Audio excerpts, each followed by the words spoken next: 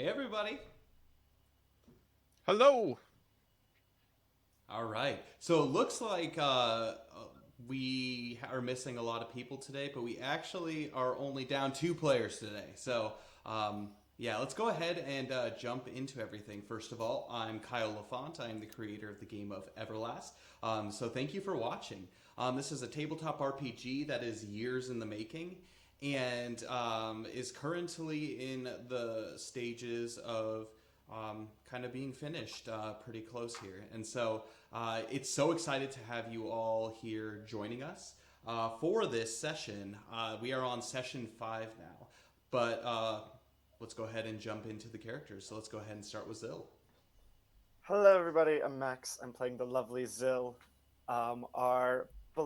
my beloved orphan from Helix who loves axes, blacksmithing, and can take a punch like it's nobody's business. Oh yes, and weapons too, not just a punch. That's true. Yeah, And weapons and magic and whatever you want to throw at him. exactly. So very nice. Next, let's go ahead and move on to Luxalia. So Luxalia actually is here today, but Cole is currently in a hotel room, and so his video is not very good and stable. So we're just gonna have the cute Luxalia chibi up today. But Cole is here. Maybe. Maybe go ahead and introduce yourself if you are here.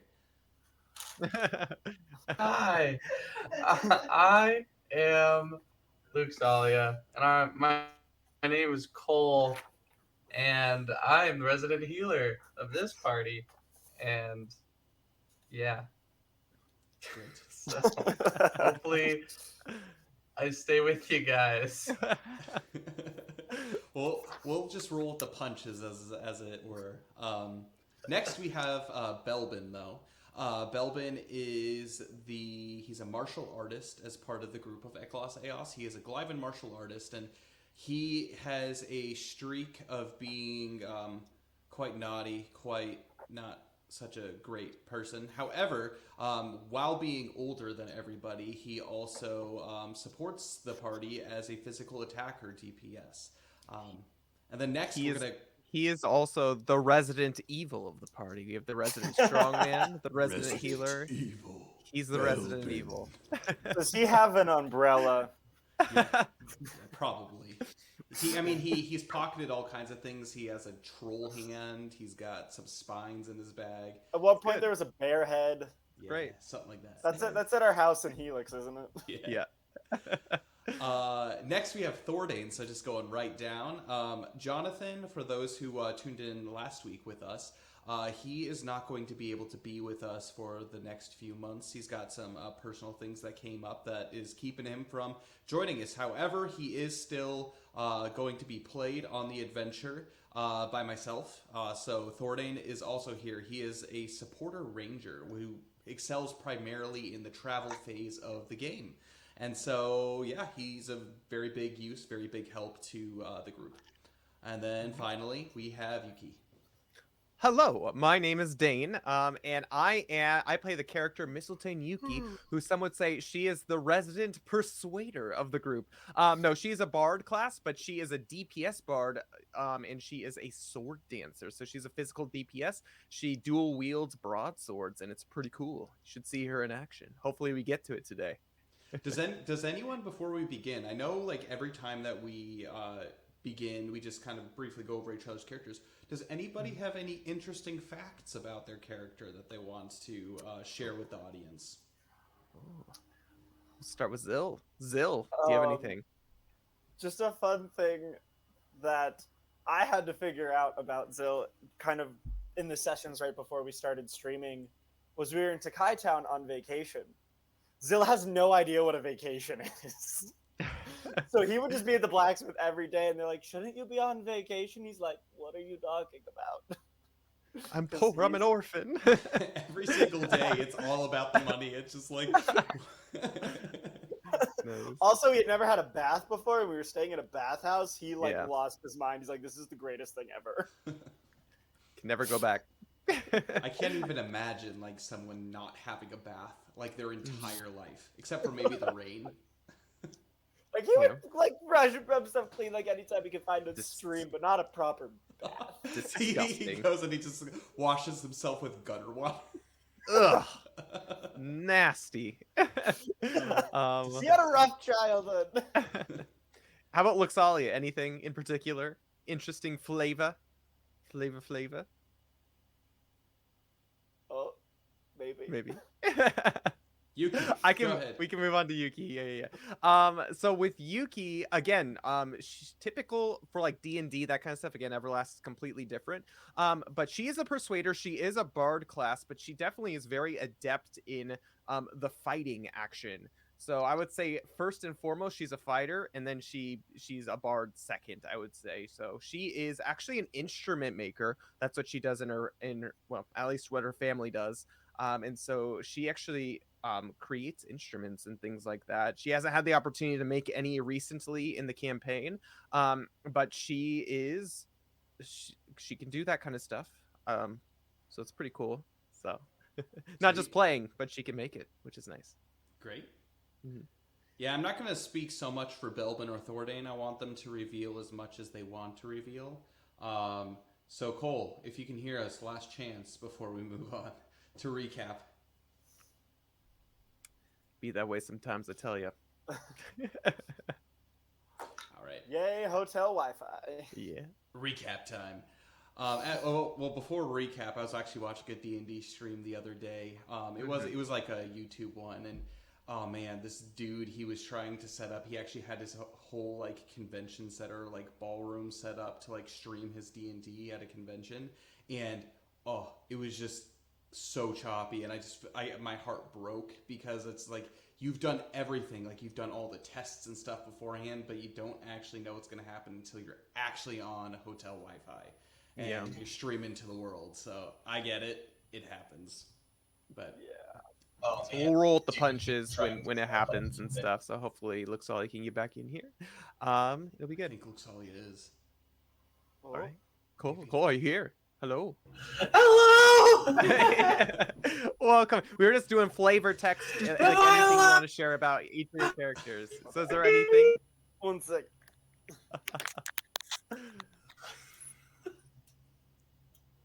Is there anything, Cole, you want to share about I don't know Luxalia? what you're saying. Luxalia came back from the void. I must be pretty weary. Yep. All right, let's go ahead and jump into a recap. Oh God, this might be an interesting recap. Oh my goodness.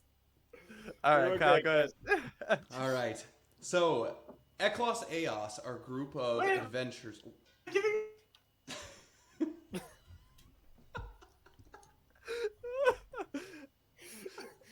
Can you hear us, Cole? Hello. Oh gosh. Hello. Live streams, guys. Live streams. Is this gonna be Hell's Kitchen all over again? The beauty of live streams. Well, at least Gordon Ramsay isn't here to. You know.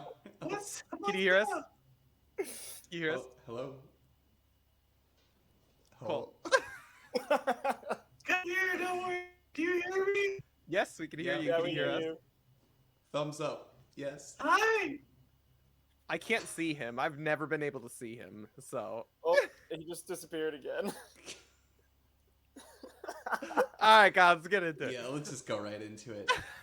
So, the group Eclaas Eeas in Guardian speech, that is the Senders, they are a group of adventurers that are going throughout all of Everlast, trying to smite the evils of the Void. Essentially, it's a demonic realm that is currently in the process of trying to take over the world of Everlast. And while they've been doing that, they had adventures previously not only in the subterranean, the underneath of Everlast, but also on the Great Peninsula, where the majority of the human populace lives in the entire continent.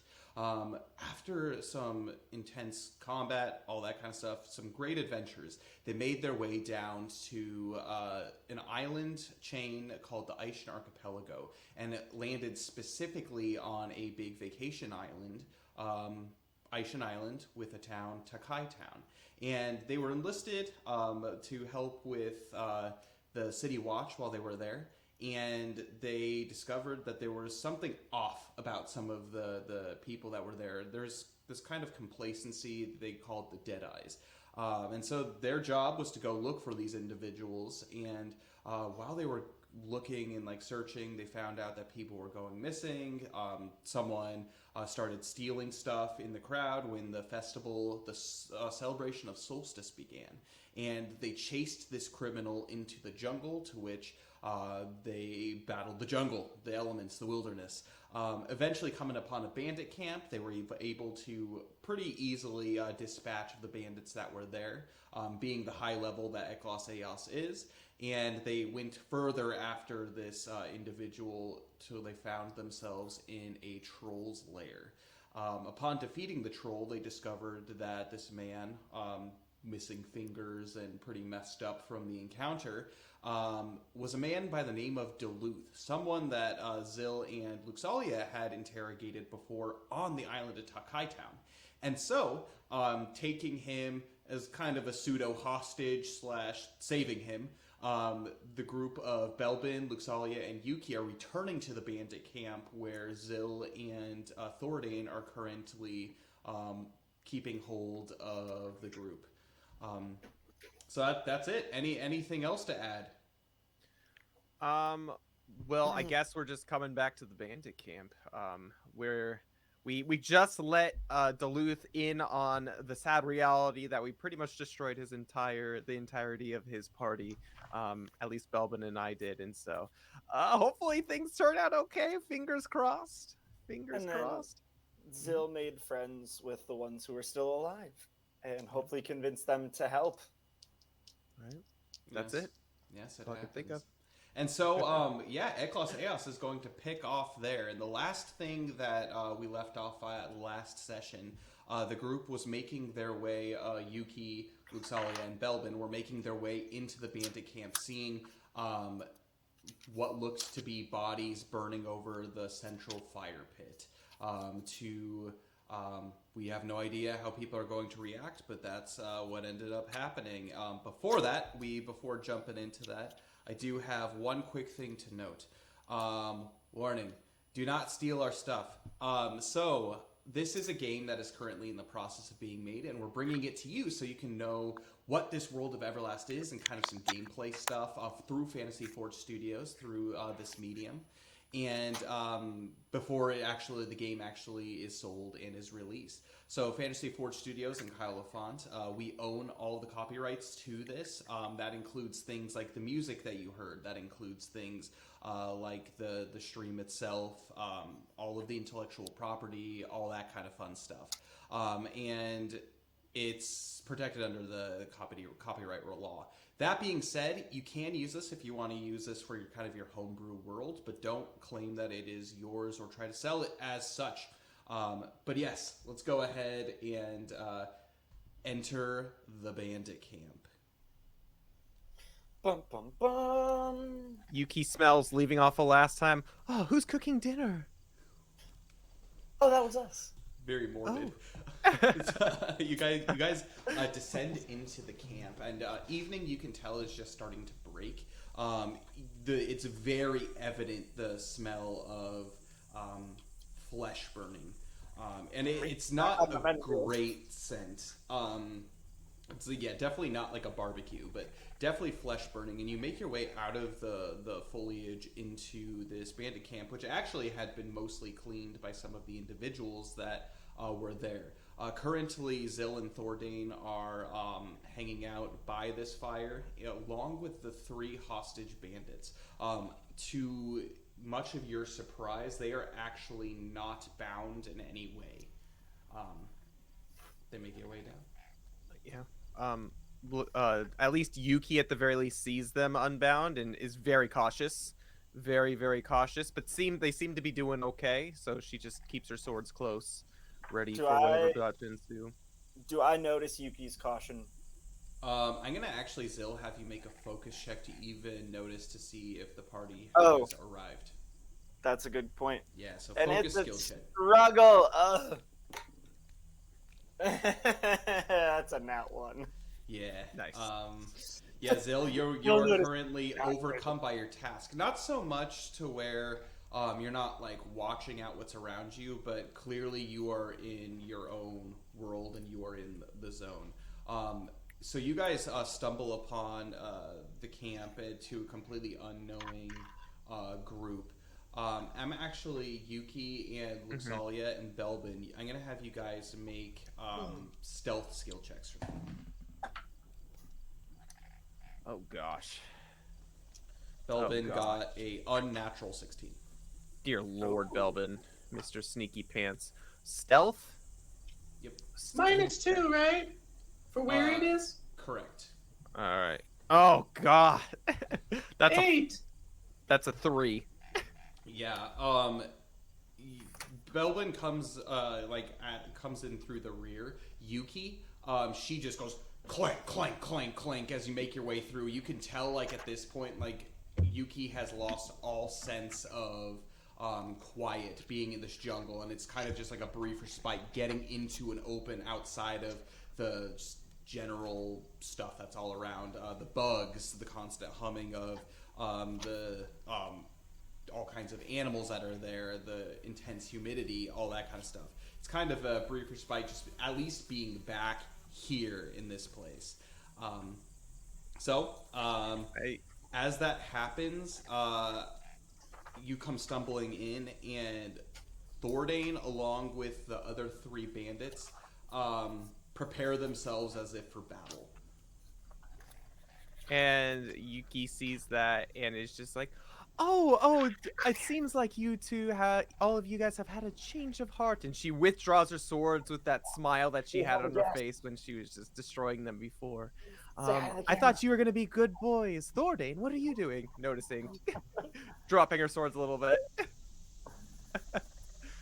Thordane looks like completely shocked and like not really understanding that like you're there like back so soon, and actually to the point where Thordane is quite happy that you guys are back at all. Not necessarily he had given up hope, but that was something that was stirring on his mind as he calms everybody down. Oh, don't worry, don't worry. This is our group, and as they actually see Yuki come in, the 3 bandits that are currently there, they look at Yuki just almost like aghast, remembering what ended up happening. Especially as Yuki has kind of holds on to her sword a little bit, knowing that that is the sword that cleaved the many bodies. Duluth immediately he looks at this almost like funeral pyre that's going on, and he's silent, seemingly almost unaffected. Noticing this, Yuki remembers that she is apprehensive about him still and wondering how she's going to do it. So to try to appease that feeling, she's going to sheathe her swords. It just seems like everything's under control. Obviously, it seemed like Thordane's fighting with the dudes, so it seems like everything's okay. She was just very on guard, I guess, Okay. surprised by the situation. Mm-hmm. Mm-hmm. What do you guys want to do? How are you entering into the camp? What are you wishing to do? How are you deciding to deal with Duluth? Are you going to just let him remain quiet, or are you going to try to engage him in any kind of Well, way? he has the golem necklace still on, so The loose rope. the loose rope around his neck. I guess I walk over to him and I sigh and I'm like, yeah, I apologize for this. I know that this is probably a huge shock to you. But at the very least, the men that you have left are very loyal and they seem to be very good men. That's for sure. And I take the rope off of his neck and let him kind of loose. Make a charm skill check for me with emboldened. However, because you have struggle, It's just it's normal. Just normal. Yep. Okay. That's pretty good. 13 plus 5, what is that? 18. 18. He kind of breathes out a sigh. Well, at least you left some of my good men. he like scans the bodies that are on this fire, and it is a solid amount of bodies. This is quite shocking. There are 13 total that are there. Some definitely more burnt than others. However, one thing that you do notice is there is a small tear that's coming out of the corner of his eye as he looks. The one of the three, actually the youngest of the three bandits that are there, he speaks up. Sir, Duluth, Duluth, and he like hesitantly walks over. Did you find the treasure? And he shakes his head. Nothing much more than a filthy, stinking troll hole. And he looks to Yuki, Luxalia, and Belvin.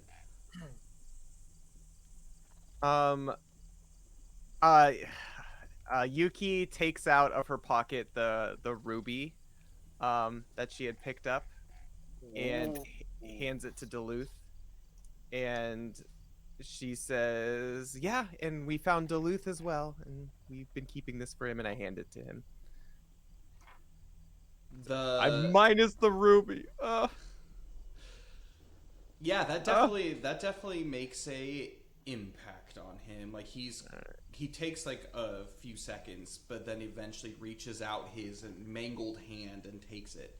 He takes it and he pockets it. To which immediately the kind of like middle-aged looking man, the skinnier of the three, he is like, Duluth, what happened to your hand?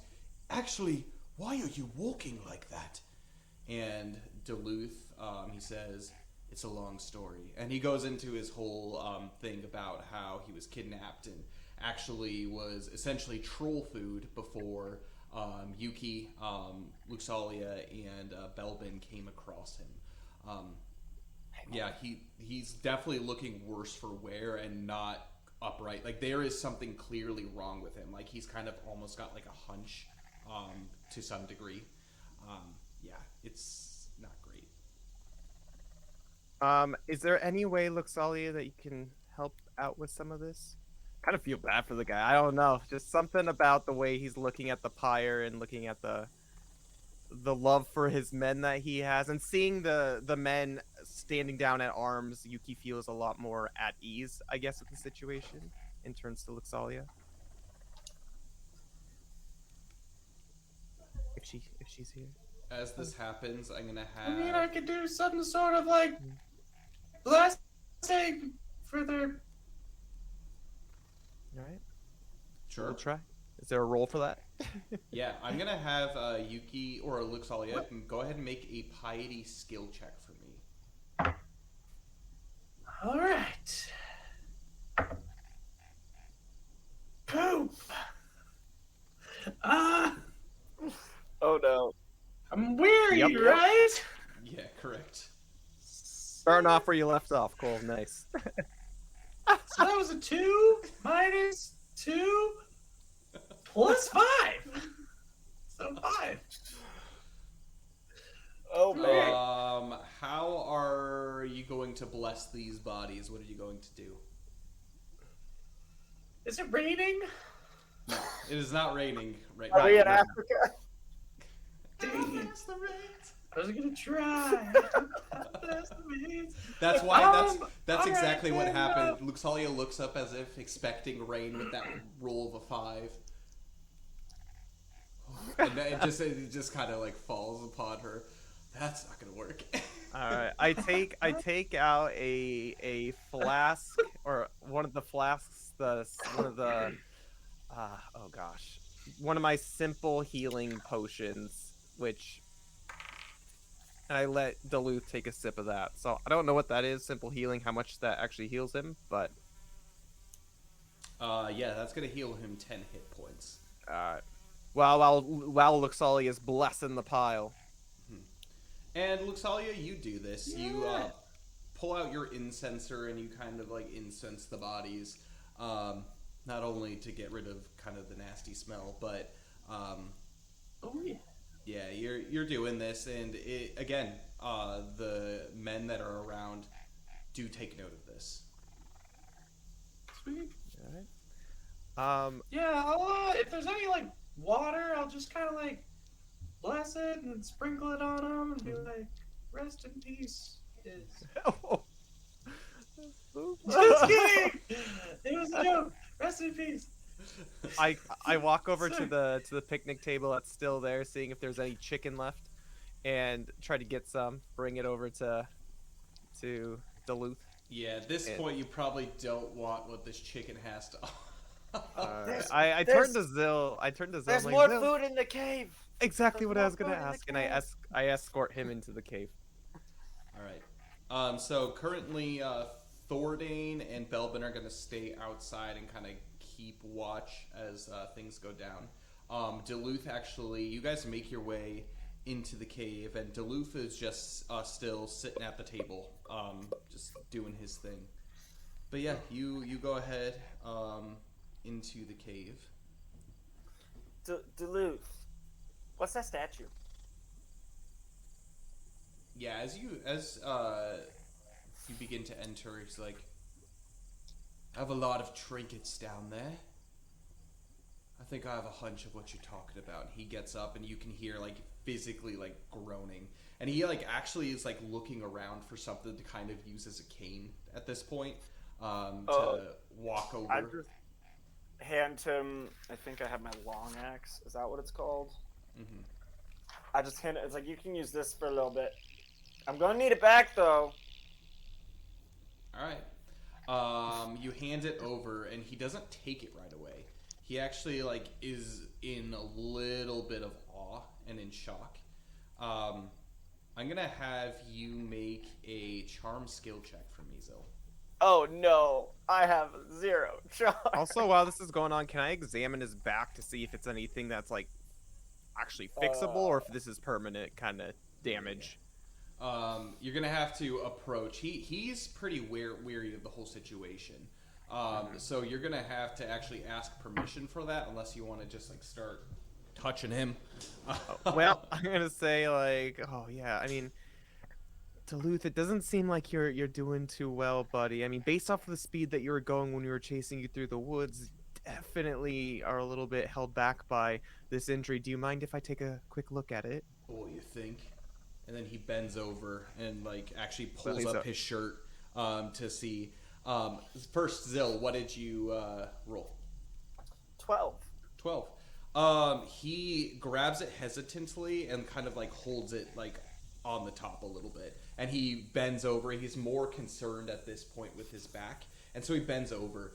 He lifts up his shirt, and Yuki, what you see is you see that his spine, and in one small place, there is like a small little kind of like crack. As you feel up and down, like there's one little small vertebrae that seems to be kind of out of place a little bit. I turn to the party and I say, would anyone know how to fix this potentially? I don't know if I could try. I mean, I think I'm the strongest in the party. I could just try to push it back into place, but One thing you did notice is after he drank the sip of the potion, he wasn't wincing quite as bad. It seemed that the potion itself didn't cure like his ailment of what physically happened to his body, but the pain itself seems to have lessened. So he wasn't wincing at touching. I know what we would do when one of the kids would like break an arm or something, but it's not fun. And it doesn't always work. We're not medical professionals here. We were orphans. It would basically just bear hug it back into place. Okay. That's the best I got. Okay. I look at Duluth. I'm like, do you want me to try? So there's two ways that you can go about this, Zil. You can do this out of sheer strength, the bear hug method, or you can actually attempt. I mean, you could use obviously your strength to try to correct it. You could use more of an intelligence type roll to be able to make him better. Wait, I was deep in prayer. What's a this vertebrae located? on his back. Ah, yes. Zil I is don't know not a how. smart man. Ordain, how But he about you? does know what love is. I What? yeah. Okay. I'm gonna assist in any way that I can. Okay. Does Thordane know how? Let's see if Thordane knows how. I haven't rolled to see if I know how. Should I? Sure. Go ahead and make Alright. a knowledge skill check for me at Oh, that's so struggle. bad. Um, That would be a 0 plus 1. it doesn't matter. Thordane got a natural 16. So Hey, we can always count on Thorday. yeah, Thordane goes over and he Odin, you're so examines it. smart. He actually clears off the table a little bit, and he has Duluth. He helps him up onto the table, laying flat down on his back. And while Yuki and Zil go into the cave, Thordane is going to attempt to correct Duluth's back. Oh god, he should be a chiropractor. I'm so Oh, scared. and So Luxalia, you're going to go ahead and assist him in doing that, I'm assuming. Yeah, I'm gonna help. Okay, cool. So Yeah. Zil, Yuki, you make your way into the cave. we make our way in. I turn to Zil and I ask him, so it seems like the ruffians are being pretty obedient. What happened exactly while we were gone? We had a little heart to heart. We were just talking with them, kind of telling them what the situation was, and they told us a little bit about what they're doing out here. How they made some. So they've worked for Duluth for I don't know how long, a while. They're pretty frowned upon in all the established towns because they have a reputation. Yeah. And some time ago, they got some deal with someone they were calling the sorcerer. He's in a tower. They're like delivering people to him. I don't really know. It sounds like bad news. We should do something about this. Yuki's eyes get a little bit wide and kind of relax a little bit happy with Zil confirming the story. And she says, well, Duluth said something similar on the way back. He was a man of few words, and he definitely seems to have lost a little bit of spunk during this whole endeavor, especially seeing the state of his men or just knowing that the state of his men when he arrived in the camp. But he told us something very similar. And in fact, I know he was a sailor. I'm assuming that's the rest, right? The rest of them are sailors too, right? They've all had some kind of experience on boats. I don't know what, but they've been on them. Yeah, as you guys continue to talk, you've made your way into the main central area. There's still some candles and torches lit, but as you continue your conversation, you have made your way into the belly of this camp. Wonderful. But while talking to him, I kind of made a deal with him. Like, well, you got two options. We're either gonna go try to fight this sorcerer, and we're just gonna leave you tied up here, and good luck. Or you can help us.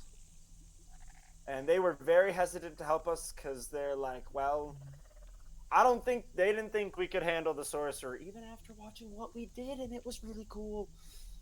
But they didn't think we could handle it. I convinced them otherwise. I told them about Burble Dow. They're like, what the heck is a Burble Dow? And whatever. But then What made the heck the is a deal with burble now? Sounds like some awful stomach disease or something. but we made the deal that either so they're going to help they agreed to help us. What the details of that plan are, I'm not the planny person, so I'm open for ideas. But once we defeat said sorcerer and make it back, there's no if involved. We're going to get this guy. We could either speak to the town watch, why did I just space on their name? Adventurers or whoever. Adventurers Guild. Yeah. The Adventurers Guild. Exactly. Um, We've had a on long their time. behalf, tell them Long how day. helpful they would be. Hopefully, clear their names, and let them help protect the town. They clearly have fighting skills. Or if they don't want that option, or if the Town Watcher Guild is not receptive to that, take them to Gunter and let them join his ship and put in a good word for them. Hmm.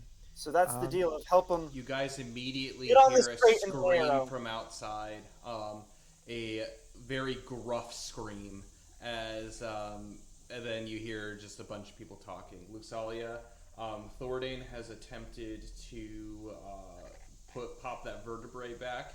I'm gonna have you roll a. I'm gonna have you roll right now a knowledge skill check for me.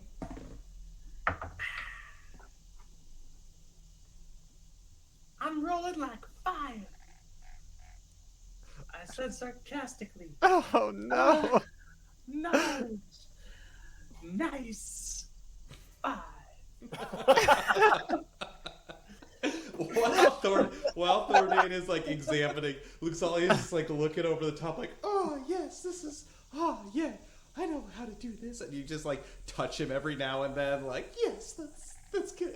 And Thornton's just kind of like looking at you, like, yeah, you've clearly never done this before.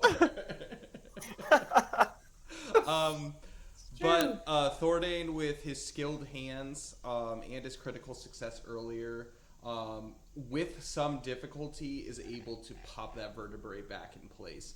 It's gonna be sore. That scream is from Duluth, naturally. Anyways, continue, Yuki, and Yeah, so that's they said in about 3 days time, from about a day and a half ago, I think. Okay. The next watch is gonna come. No one was able to get out of the camp when we came in, so the sorcerer here doesn't know about us, doesn't know that we've taken the camp, doesn't know any of that. So our plan was to get out before those guys arrive, to get to the sorcerer's tower, which is some distance away into the forest. I think And that is a good idea. either I agree. either have them pretend to have taken us prisoner or sneak us in the back. That's where my planning skills failed. But Well, one thing that I know Duluth did say is, again, him being the leader of the party, he has some ways in. I know, like, he mentioned something about a talisman. I know he also has a key. Belbin actually has the key outside in order to get into a specific place. But he also mentioned something about a talisman that he uses to be able to enter things. It's kind of like a passport, I guess, whatever that is. Is that correct, Kyle Fate Weaver? If I remember correctly, a passport. a passport in and out. Not quite what it was, but he does have an ability to be able, like, he has special responsibilities being the leader of this. And the talisman bandit is a gang. representation of it. Somewhat, he was asked to protect it. Oh. He was asked to keep it. Okay. So you don't necessarily know what the purpose Yuki is. misunderstood completely, obviously. Yeah.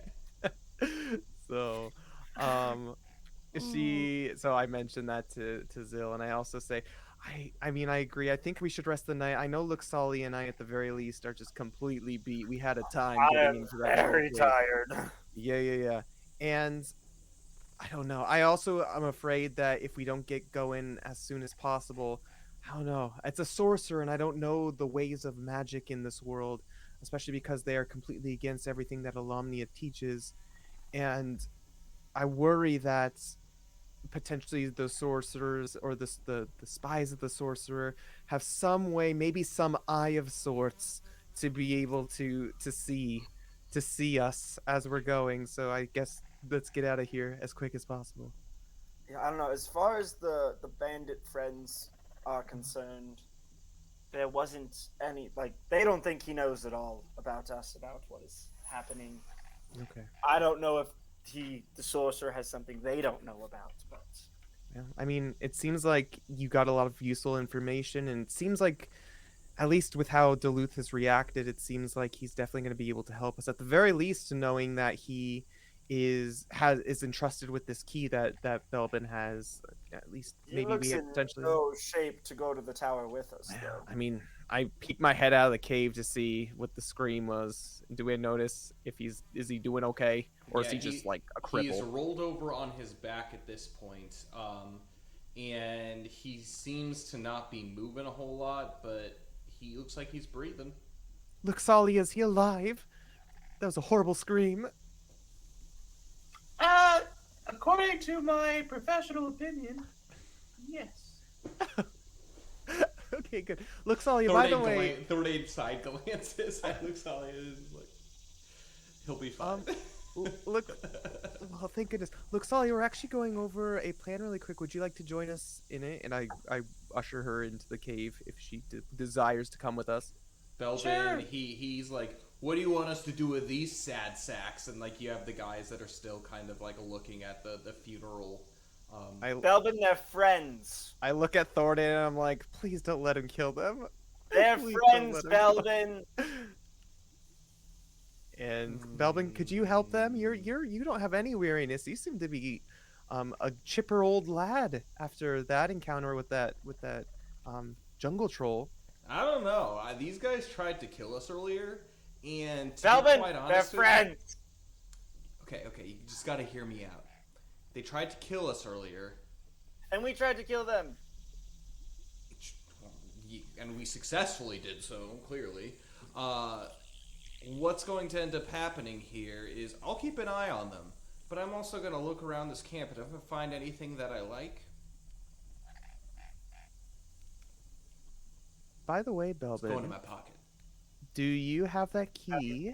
Do you mind if we have that key really quickly? I'll give it back to you, I promise. I promise. If you have any plans with this thing, he pulls it out. It's just like, yeah, blood kind of, bloody key. Mhm. I'm coming with you. This thing's staying in my possession. Alright, well, if you ever get bored out here, we're planning for the trip ahead. I don't know why you have to go plan back in there. Why can't, like, if you're gonna, like, try to involve these people in some way, why don't you just, like, invite them to talk? Belbin makes a speaking good some point. reason. Yeah, Belbin speaking some This reason. this is a rare occurrence. He's Throwing making a some good facts. point. Yeah, I guess we could just talk out here. I mean, especially if they're going to be joining us in the mission, I guess. Unless we want to talk about some stuff in secret and then come back out, I guess. Secrets. I mean, I have some questions for Duluth. All right. Well, I guess we'll be out here, and we just walk out and start planning with Luxalia, I guess. So currently you guys are in a new kind of system. This is called a diplomacy phase. So essentially what this is during the course of conversation with people of relative importance, people that you're trying to get things from, a diplomacy phase, essentially what it does is it allows you to not necessarily interrogate people, but try to figure out like what the person you're talking to's like desires, what is like what they view as like being something that is good and just, but while also trying to have some kind of end goal in mind. So this diplomacy is clearly going to be with Duluth and his bandits. So one things that you guys need to think about is what are you guys wanting to talk to them about? How are you going to attempt to get assistance from them however you want to get assistance? And you also have to gauge them as they are like viewing their personality, how they're reacting to the things that you're saying. What you think might be good might not necessarily be, and vice versa. Things that you maybe are looking to like see as like signs of like, oh, I'm really good, they might see as signs of weakness. Essentially what's going to end up happening is after this diplomacy, they're going to have an opinion of you. Whatever plan that you guys have come up with, they're either going to follow you or not, and we'll see what ends up happening on the way. But they have a set of values that I have written down that if you hit certain marks, you'll get bonuses. If you don't hit certain marks, you're going to get negatives as far as that goes. So essentially what that is you guys all will get a chance. I mean, you're all introduced with each other, but you're all going to have a chance to be able to make appeals to them. But ultimately, the final check is going to be one person to represent the group. Okay, sounds good. Well, I guess we'll involve everyone and talk about the plan. So, Zill and I both, I guess in the open with everyone, talk about what we're going to be doing with the key and relaying Zill's information about the people coming in a couple days to, or I guess tomorrow in our time, to be able to um, check on the camp and stuff. So relaying that information. Okay. So what do you think about that, Luxalia? I think as long as I get a little bit of a nap, that sounds good. I need one too. I promise I need one too. But I think we should talk about it a little bit more before we. I don't know. I'd rather talk to them and feel more comfortable with them right now than regret it later. You know. So, um, I turned to Duluth. Yeah, I yeah, I turned to get that. Duluth. Is he looking good? Is he looking solid? He's he up? looking. He's not up. He's still kind of like on the table. Thordane is helping him, like lift him into a kind of like a sitting upright position to where Duluth is kind of like holding on to him as that happens. But he looks at you and he's like, "You idiots! What have you told them?" And he looks over to the three, and they just like look, like kind of like shaking at him. I mean, obviously, you see what they did, boss. And then the big one, he chimes in, and he's just like, "Yeah, I mean, we've been trained by you. We've been, we've done all kinds of stuff for you. And while you were gone, obviously, you see what happened. I think that they could actually do something against our employer." And Duluth, he kind of rolls his eyes and he looks. "You're talking about the sorcerer, right?" The sorcerer, yes. We've heard many a thing you told us about him. But I don't know. He just seems to be kind of shady and a little bit seedy. And I actually see a lot of good in you, Duluth, and your men. I turn to the men and I say, I apologize for our interaction that we had back then. I hope you can forgive us, and I hope we can let bygones be bygones. Um, by the way, my name is Mistletoe Yuki. I am from the city of Flamonglith, way up north. It is a pleasure to meet your acquaintance. And I bow courteously to them. Okay. You do so. Great. And I ask for their names. Oh, so okay, you reach out and ask for their names. Obviously, you know Duluth. Yeah.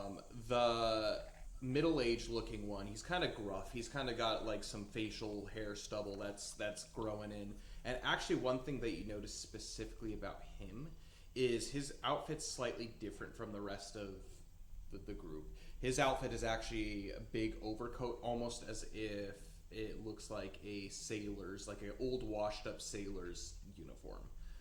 Think of like in Pirates of the Caribbean, like Commodore Norrington, like when he's on Tortuga, when they find him in like the second movie. Yeah. Think that. Where it's kind of like dirty and like matted, but like you can tell like he seemed to be someone of importance. Okay. Was The he next- the one who's begging for for us to forgive him, kind of thing? No, he is not. Okay. Okay. The name is Mattock, ma'am. Mattock.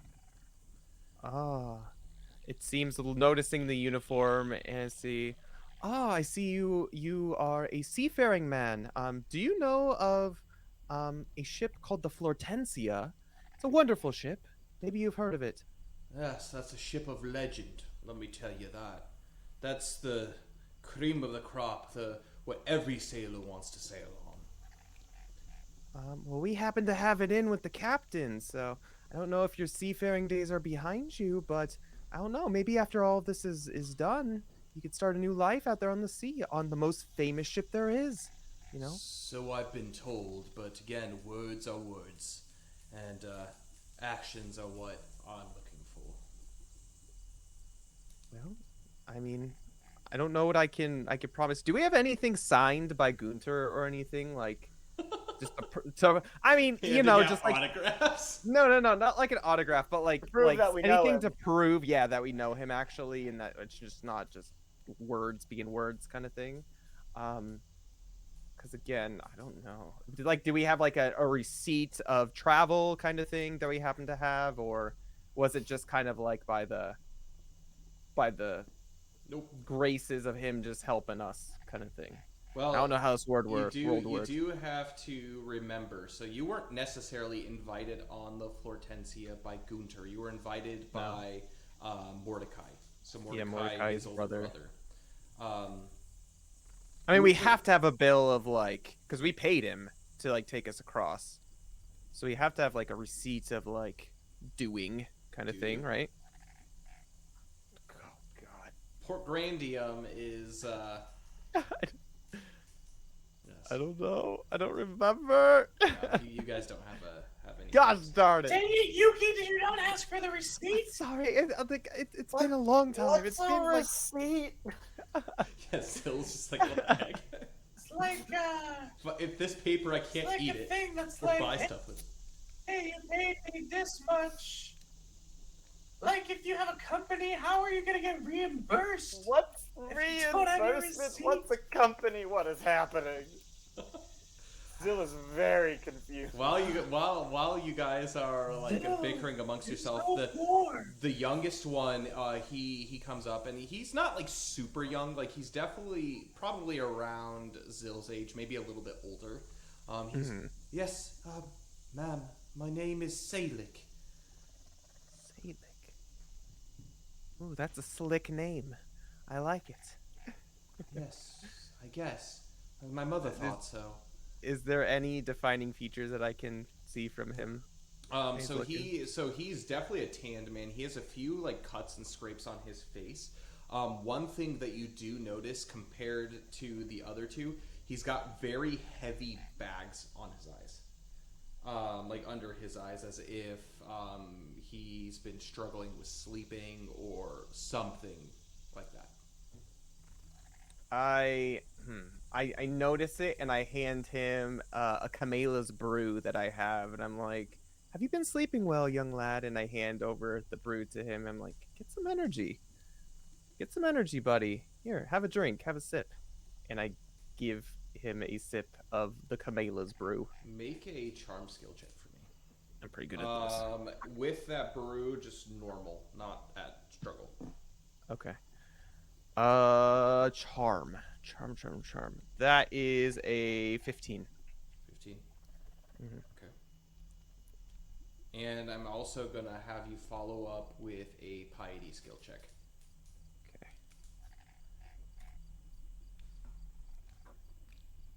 You're good. Okay, piety. That is 13.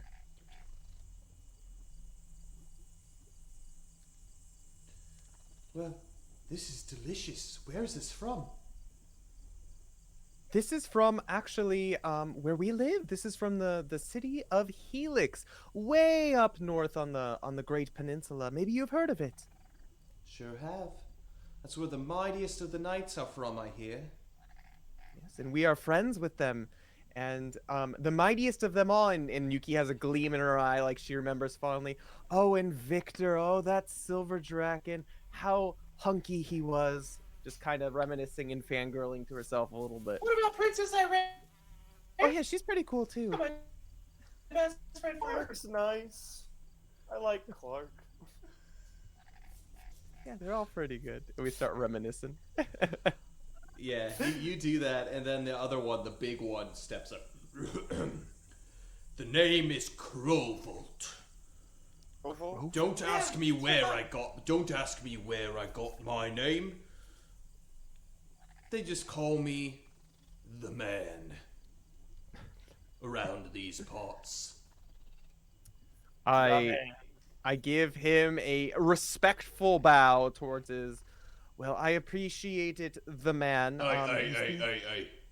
Excuse me. Yes. Seems that you given my colleague there something mighty fine and tasty. I hand him the whatever's left of my Camela's brew, and that is gone. Oh wait, I would say, but first, are you gonna help us? Do I notice if he's looking tired? This poor chap was looking like he's been through the ringer. The man, are you doing okay? Are you having anything okay? Well, Or like, of are you course I'm doing fine. well? I mean, You doing well? honestly, poor Salek here, he just actually recently got back from his patrol over there at the Jungle Keep. up there by that sorcerer fella.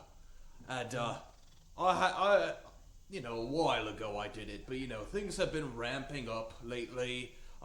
They take the younger, more nimble folk, Salic.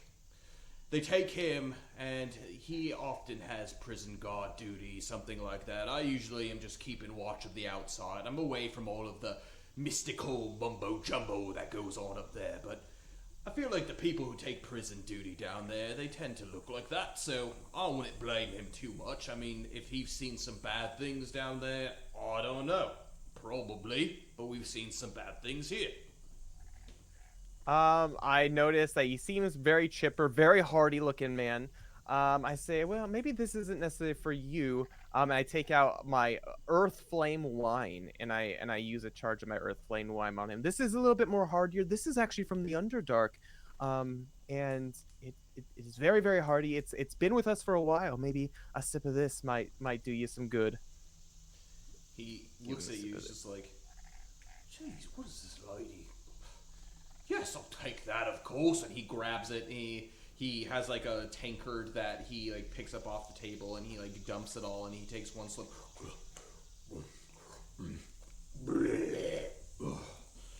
Excuse me, you're in the presence of a lady. I would appreciate it if you were a little bit more gentlemanly. Does this lady think she's serious? I'm very serious. Did you see what I did to your friends? I point to the pyre. It was quite delicious, if I say so myself. And he hands you the flask back. And I smile at him. I'm glad you liked it. And I recork it, throw it into the gloof bag.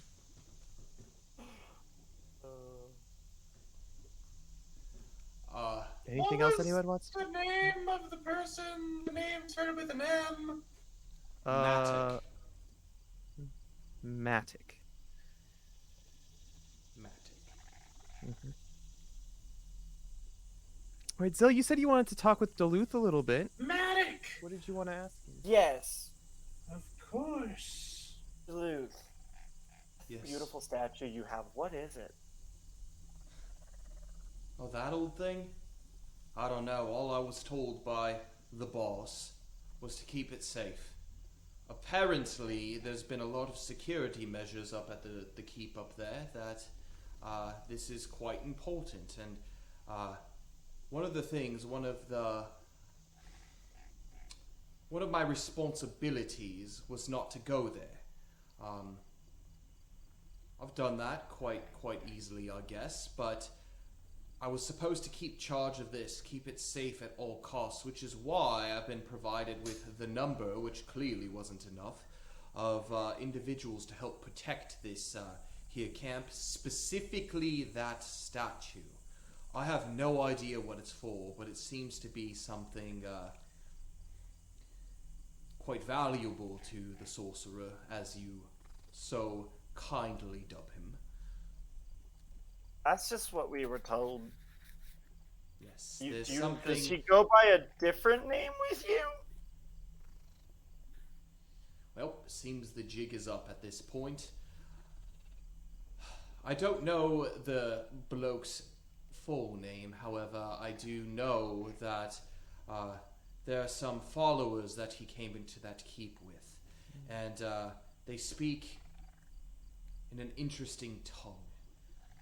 I don't know exactly if this is what the name is, but it sounded to me as in the name Amios. Amios? Amios. How do you spell that? Aemeous. Oh, I did it perfectly. Sick. Would I recognize that as void speech in any way? Good question. Go ahead and roll a knowledge skill check for me. I speak void speech. Yeah. Do I still need to? Okay. Still need to roll. Because I mean, a name is a name. A word can be a word. Yeah. Okay. Nat one. Natural Nice. one. Ah! One thing that you do pick up on, you have no idea if it's void speech, but You actually have officially mistaken his name. He is not Amios. He is now Amos to you. Amos. Mm. And that Why is do you stuck. speak- That is stuck in your head. And for the foreseeable future, no amount of convincing is going to tell you otherwise. I turned to Zill and I'm like, why do you speak void speech? Aren't you an orphan? Just confused. I don't know. I just kind of woke up knowing it one day. Oh. Oh, I Helix I is an pushed interesting city to be walking alone. I I pushed Luxalia just one woke step up closer one day. towards him and I take a step away from Zill. I think it. I don't know. Do I know why I know void speech? You have a hunch that it has something to do with your powers. It happened about the same time that things started hurting less. Oh. Okay. That's not happening. uh, Are you doing drugs? No. I Just health potions. I guess while this is going You on, possessed I by a walk towards the men. demon? What? Cutting in and out, Cole. Oh Yeah, no! it's rough hearing you, Cole. At this point. Do I need to That's nice. try to exercise? This might as well be void speech. But did okay? Did this Amos guy? Did this Amos guy like? Did you ever hear any conversations he was having with these followers of his? I've only ever met the fellow once in my life, and he was wearing. I've never actually seen what he looks like. He was wearing a long red robe, and actually, upon his robe went up over his head, and it seemed that he was wearing some kind of mask beneath it. I've never met the individual except one occasion. We were, and he goes ahead and he begins to tell you his story. Essentially, the group of bandits, back when they were a little bit smaller at the time, were living in the Jungle Keep. It is from what Duluth knows, it is a long abandoned fortress from ages past. That because it is in the middle of this jungle to a degree has somewhat taken it over. As he was exploring the wilderness, he came across it and begun to gather a following of people to live there, which were his bandits. And essentially, what ended up happening was there was this individual who arrived one day at the gates, followed by what seemed to be a small army. He wasn't necessarily asked to follow as much as strong-armed him to follow, with the ability to additionally gain extra protection. His newfound family that he had, the bandits, they accepted this deal, thinking that they had not much of a choice. And one thing that Duluth did notice is there is a very mystical power coming off of this individual, which has led them to calling him the Sorcerer. Okay. Yeah, that's nice. Wonderful. But did you ever hear him saying anything to like these other people? He has mouthpieces, as he calls them, people that are his closest followers. They are the ones who vocalize his orders, and he is up at the very top room of this keep. The top room, I mean, obviously I knew, and he points to the cave. He's like, there's actually a map of my last residence that I had This made map? up. Yes. He goes ahead and he puts it down in front of you guys, and generally he points out to you guys bits and pieces. Oh boy, I have so many things here. Bits and pieces of this keep. Essentially, what it is it's a big square keep that sits at the top of this mountain. And what it does is it has like basically a circle border all the way around, like walking area. And there are central rooms with a small courtyard on the first floor. If you walk through the courtyard and up the main set of stairs, there is a big door, and apparently there is where basically the keeper, where Duluth's old room used to be, where the old quarters of him was. Nobody's allowed up there except for the sorcerer's closest followers, essentially. And everybody is basically told to stay clear of the courtyard as they begin to experience crazy nightmares when they begin to enter that courtyard area. Good to know. Thank you. Was there other pieces of paper that I took, or was that the only one? There's a scroll that you ended up taking. Also, what can you tell us about this? And I pull out the scroll. Actually, this was something that I picked up from there after Amios eventually showed up. Amos, yes, Amos. Ah, yes. Amos. There is a worship room in the middle. Actually, it used to be a very beautifully ornate place, which we didn't have much use for except for our meetings. That we used to be in there. However, as soon as the sorcerer took place, a lot of his followers began making rituals inside that room. There was a scroll that was in there, and as I was packing my bags and things to leave, I found this, and it looked to be of particular interest. You pull it out, and you see that there's kind of some gold embezzlement on the handle. Don't know what it is. I can't read what it is. Let's open it! Okay, you go ahead and you open it. It looks to be... So what languages do you know? Void speech and what? Everspeech, Celestial, and Void Speech. Okay. At least I think I still learned. I I don't think you when we have changed the rules. guardian speech anymore. Yeah, so you have Okay. void Good to know. speech and regular. You actually cannot understand what this scroll says. Anybody know this? I can't read it. I take a look. Anybody? I know Draken and Elven. I'll take a In look Elvish? too. Okay, what languages do you know, Luxalia? I know Everspeech, Glyven, and Alamnic. Okay. Yuki, you can vaguely read this. Oh. What is it in? Do I know? It looks like some kind of archaic type of Elvish. Oh. I think this is Elvish. And I actually call Thordain over to see if he knows better than I do. He glances at it and he does recognize it. It is a old kind of form of of Elvish, and it is actually what the Hieroxans speak.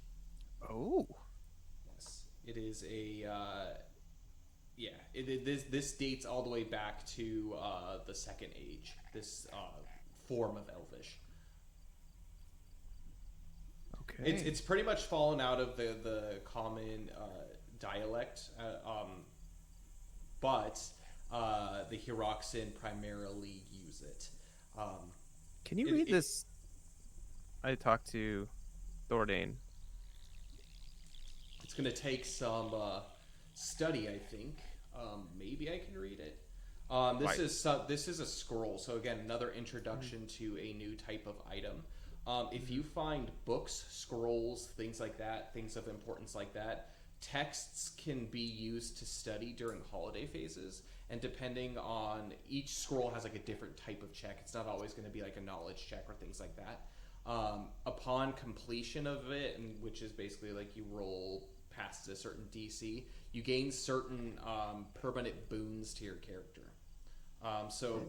Potentially things like stat level up, potentially things like learning new languages, so things like that, like some of like the extra stuff by reading these Again, you have to be able to actually read them. Mhm. You can actually gain certain W- buffs. would would Yuki even be able to read it at all, or is You it could just too you could difficult? attempt. It would be a higher DC in order to do so, but you can Okay. absolutely attempt. I hand it, or I turn to Zillimak. I think maybe his Thordain should study this. If he's the only one who could really read it, I can barely make out the characters. I don't know. It's lost on me for the Do, most part. I'd have do to we take a lot of time. do we think it would be helpful for storming the tower? And Duluth looks immediately at Yuzil. Ah, so the plan has been revealed. You plan on Um, taking that tower from Amios. Is that correct? well, we haven't discussed the details of said plan, Ah, but somehow we do plan to stop Amos and would like your help, and that is how we will get to the more detailed parts of the plan and what help you all are willing to offer us. needless to say, I am very grateful. I'm a simple man, in charge of a lot of people and now a fewer people.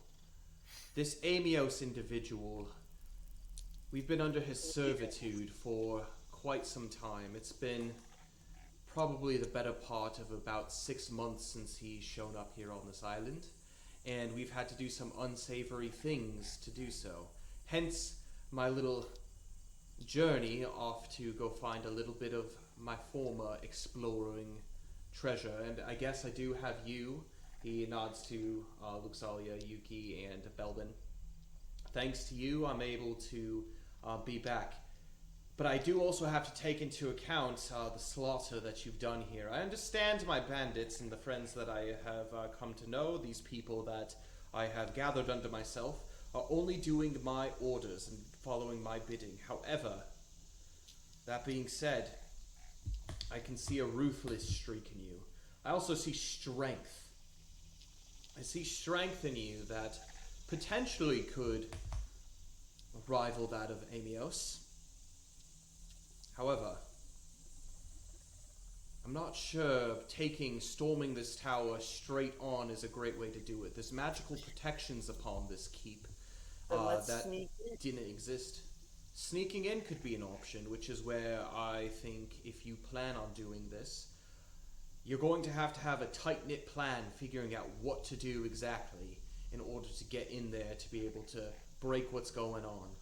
Uh, Well, we've got your map, your knowledge, and Amos knows you. He doesn't know what's going on here, as and far as they yet can I tell. am not allowed in that place as it was outlined in my contract per se. That statue You're is not to allowed. remain here with me. However, it seems that if you do wish to do something, maybe we can strike a deal. I'm open to a deal. I He looks to the rest of you.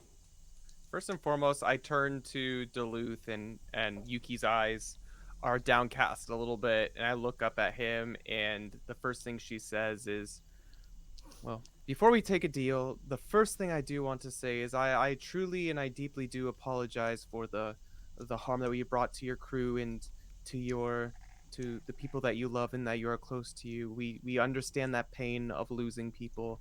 Um, however, I mean, I know you're a man of valor and you're a man of honor to a certain sorts.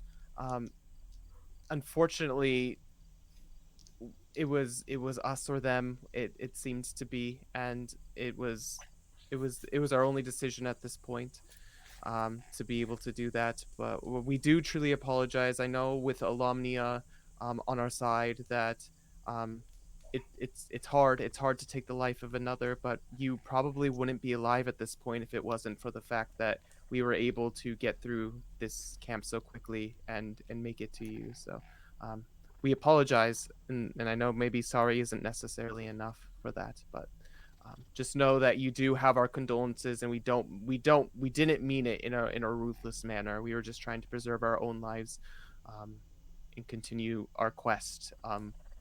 Is all. So Make an that's all she says. influence skill check normal. Okay. Without the whatever Yeah, without struggle. influence. That's a 13.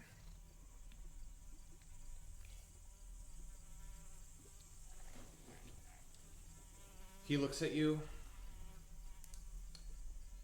What has our lives come to, lads? And he looks to the three. He looks to Maddox, Salic, and Crowvault. And he says, well, what say you? I brought you into this mess. What do you say we help this group get out of this mess? I'm going to have you, Yuki, make one final check for me. I'm going to have you make a charisma survival check for me. Or whoever wants to be the main head on this, I guess. I mean, I got pretty good charisma. It's a +8. And that's pretty good. 15 plus 8, 23. So let's get down to business. Duluth actually at this point has kind of hopped off the table and he is like stretching his back out a little bit, and he kind of adjusts the bandages on his mangled fingers, and he looks at you. This place is a keep. It's not going to be easy to storm. It was meant in the First Age to fight off the enemies of a Shalanthil. I'm going to have each of you make knowledge checks for me. I'm really good at these. I'm not. 10. it's a -1 plus 1, so 0. 13. Belbin got a natural 1, and Thordane got a 13. You said 19, Luxalia? 13. 13. I'm as smart as Thordane. Luxalia and Thordane, you vaguely know the history of the First Age, but you have heard of the name of Shalanthil. You know that it was one of actually the original settlements of man to exist in the region. He obviously, Duluth is not so much of a scholar, so he mentions it just because it's kind of just local lore of the area.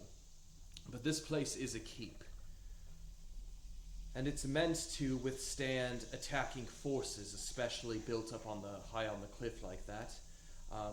And a direct assault would be suicide, especially if what I believe to be at work, the sinister acts of magic. A direct attack on the fortress itself would be an absolute failure. Yes, you have shown your strength here, but I do believe that it's not going to be enough just to attack the front gates, as it were. Fortunately, you do have us to be able to help you. And there is a few secrets that, after living there for some time, I do know about this keep. Do you think there's any that the sorcerer is either unaware of or convinced he doesn't need to be concerned about?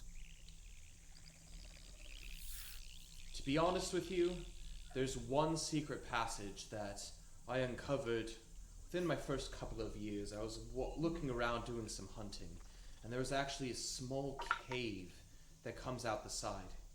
If you're looking at the way that it faces, so basically the way that the keep faces is the gate itself is facing directly west. On the south side, at the one of the bases, like kind of midway up the mountain, there is a small cave that's covered by bushes that is used for escape mechanisms. Basically, if there's like a siege that's being laid, it's a way for people inside to escape. Duluth ventured through it, but one thing that he does note is the path goes on for a little bit, but it actually comes in contact with a locked, rusted steel door that he's never been able to get past. Maybe a donkey kick would do it. Duluth chuckles at that. There is a way to sneak in, I do believe, and with the right amount of perhaps effort or manpower, or he looks over to Belbin, perhaps that, we might be able to sneak in that way. That's the underbelly of this keep, per se. And it is quite a mystery to me. There are still places behind walls, behind thick brick, that I have yet to explore in my time. And, with that being said, after living there for the better part of a decade now, I don't see a way by natural means of being able to hope to use those for any kind of escape or any kind of entrance. We could try, as long as we go undetected. That is one option. Another option is we have Maddock, Salic, and Crovolt. Again, I'm not allowed to go through the front entrance, but we could send them as an exchange of the guard. They might be a little bit suspicious, seeing that there are so few that seem to have come. Usually, every transition has anywhere between 6 to 8 individuals. By only sending 3, that might put a little bit of curiosity. Well, what about the rest of us? Would they be very suspicious by newcomers themselves, or? He looks you up and down. With what you're wearing, absolutely. Okay. Well, I know that there is a party coming to check on us. Do you think that would be something we could take, and maybe use their clothing and their uniforms to? I don't think you have to worry so much about that. And he points back to the cave. Back there is where we keep all of our extra clothes, extra supplies, and it looks like there's none of you here who... Well, he looks at Luxalia a little bit. You might struggle as far as fitting into some of the stuff, but nothing that a few patchwork could do, nothing that a few tears could help. Well, even if we go right into the, or even if we don't go right into the gate, I definitely think it's a good idea to go in disguise as opposed to just in our normal armored selves, especially if we're going to be sticking out like a sore thumb. So just at least to get past like the initial glance of the eye, right? So I definitely think that's a good idea. Pelvin, are you even willing to wear clothes? I mean, I guess if it's nice. I mean, here's the thing. My clothes, like, if I wear clothes anyways, I rip it. So as long as I can like rip it up and make it like look okay, like, yeah, why not? All right. I mean, do you remember the RJ's clothes that we got? Oh yes, Yes. I do. They were so nice and have they were them. so expensive. In glue. He pulls out his shirt, and there's like 3 claw marks that go through the center of it. Now that's what I call fashion. Call me old fashioned, but that's what I call fashion. Okay, old fashioned. Or old, just old. So essentially, you guys have a few options. You can go in disguise. You can go through the front gates as part of the rotation, or you can go. Needless to say, Duluth does mention. Apparently, that statue too is of importance. I could go with you, and maybe make my way through the underground passage. And if you were able to find a way to unlock the door from the other side, you could sneak me in the process. I think. Do you know exactly why it's important at all, or do you think it's just, like, does it have any powers? Do you think? Do you think it'd be something worth getting rid of completely? Would it weaken the defenses, or? To be honest, I couldn't tell you. Is it like his secret bane? Yeah, his Achilles Like heel. if we like show it to him, he's gonna turn into stone or something? As you Like guys his wife? as you guys continue to talk, you make your way deeper into the cave itself. He goes and he picks it up and he shows you. It's a pretty like good amount. It's like probably it weighs about like 50 pounds. It's a Oh my hefty gosh. statue. But there's like this like stake that is like comes out the bottom. It's not. It's made of stone, and it looks like there's some kind of runic language carved into it, to which Zill immediately recognizes as void speech. What does it say? Essentially, it's a bunch of incantations that are on it. You can read it, but you don't really know exactly what it says. But what it does look like is there are directions on, like, basically like this side out. Oh. It looks like this runic pillar on the bottom is placed into something. Although it is very interesting because this does not look original. This statue itself is of the legendary Serac. And so it's an angelic figure that has been corrupted to some degree to serve a different purpose. Do I recognize the fact that it's a Serac? You do. I relay this information to the group on what it says on it. To be honest, I believe, and Duluth continues speaking, I believe that this is a key of sorts. During all of the rotations, and from what I've asked of the rotation, there is only one way in and out of that top tower, and I believe that this is a part of the puzzle to be able to do so. Inside that keep, there are an additional few that it seems Amios has the ability to trust with such. You mean Amos? Yes, Amos. He at this point he's beginning to question whether he heard was actually true or not. But, Amos. I'm questioning it, or he's questioning me.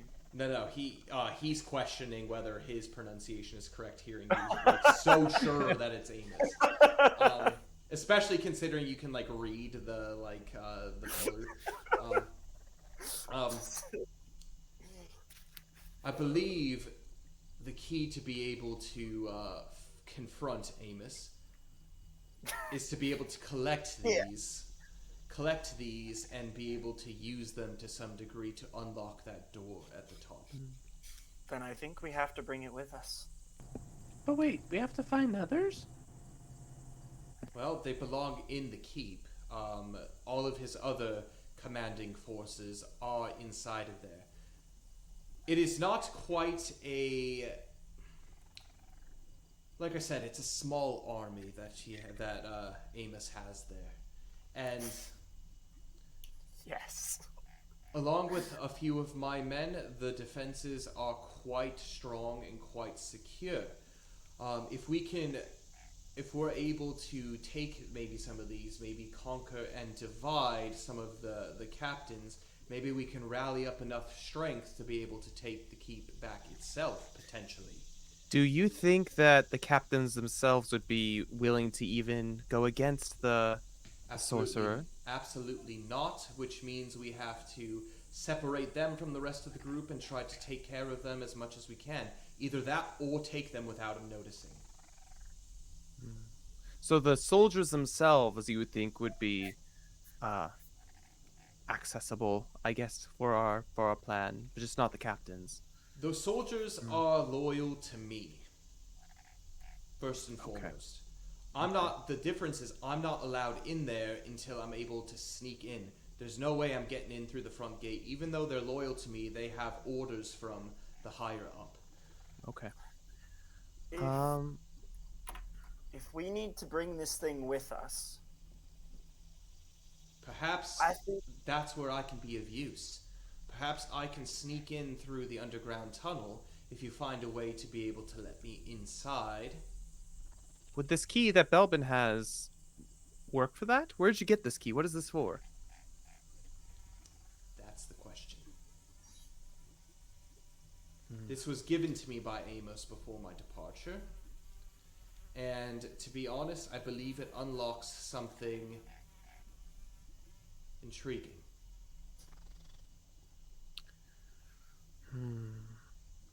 So I'm Well- wondering if Yeah. we should just all go in the secret tunnel. Yeah. I mean, what's the harm of trying, you We know? can absolutely try to see if there's this, but upon my investigation, there doesn't seem to be any keyholes. Seems to be some kind of locking mechanism from the other side. Can I investigate the little like statue that he has, see if there's anything like a hidden door or something inside the statue, or is it just like a straight marble something or whatever? Make a focus skill check for me. That's a with the -2, that would be a 10. 10. Yeah. You take a look at this, you hold it up, you turn it over, you even try messing with it like a little bit. Outside of just like the very suspicious text that's on the base of it, you don't see anything out of the ordinary. Can I attempt to look around just a little bit while this is all going on, while people are just poking through some things, seeing if there's anything of interest? Go ahead and make a. So this is going to be a loot roll, as it were. Okay. As you're doing this, it's going to be a focus skill check. And as you're looking, just let me know what your result is. That is a 16, not natural. 16. So outside of just like the regular junk and clothes that are inside of this cave, you do find that there are a few weapons that you can tell have either been taken from prisoners that they've had or whatnot. Most of them seem to just kind of be like your typical iron weapons. There's a few broadswords, that kind of stuff. One thing of particular interest that is different, that stands out above and beyond, is on the bedside table next to what you assume was Duluth's bed. There is a set of 3 kunai that you could potentially have. They're steel kunai. Okay. I turned to Duluth. I'm like, "Are these yours?" Oh, yes. I use these as potato choppers, actually. Use them to peel my potatoes. Oh, I mean, we have someone who can use these, like, actually in battle. Do you mind if we use this for our excursion? I don't want to just take it from you without permission. Honestly, if all goes according to plan, I don't even see myself being here much later or even returning, per se. Take it. Alright. So Additionally, though, Yuki, you continue to look and you notice that there is a chest in the corner. It is definitely there, and there is a very clear lock on it. I call Belbin over and I ask if he can potentially not lockpick it or anything, but see if he has the key. Yeah. How about this? I'll do it. Mm-hmm. But whatever's in there... How about this? We'll make this a little bit fun. And he pulls out a set of dice. He pulls out specifically a 16-sided dice. Oh my gosh. On a roll on the nose. on a roll of a 1 through an 8, Mhm. you get what's inside. All right. And on a roll of a 9 through 16, I get what's inside. I mean, that's fine. That's okay. I can I trade you for the kunai at the very least to give me like a little bit better chance? Maybe Alright, a 1 through alright. 10. Maybe we'll give you 1 through 10. I mean, those are like really nice. They're better than the ones that I have. So Yeah. Deal. Alright, well, roll away, Belbin. Roll away. Alright, and he goes, God, it's gonna be like a 16 or something. he rolled exactly a 10. Gosh darn it. That's awful. No, you get to keep what's Yeah, inside. you had 1 through 10. Oh, heck yes. So that was a good Oh. negotiating tactic. I feel like it's fair. 1 per And for per those kunai. who didn't believe me, I guess I already changed it, but 10. We believe you. We believe you, Fate Weaver. Okay. Duluth is just like, oh yeah, that rusty old thing. Haven't been able to break into it. Haven't had much interest. It's a very battered chest. Like, this thing looks just... Can I donkey kick it? Sure. Go ahead and make a physical strength check for me. Or just a physical check. It's gonna be it's gonna be -2. Yeah. But the nice thing is I get to pull up my loot roll, so this is completely random what's inside of here. Okay. Well, Doesn't that Belden was have a not mystery great. key? That was a 9. A 9. Doesn't Belden If have what? if anyone in the Mystery chat key?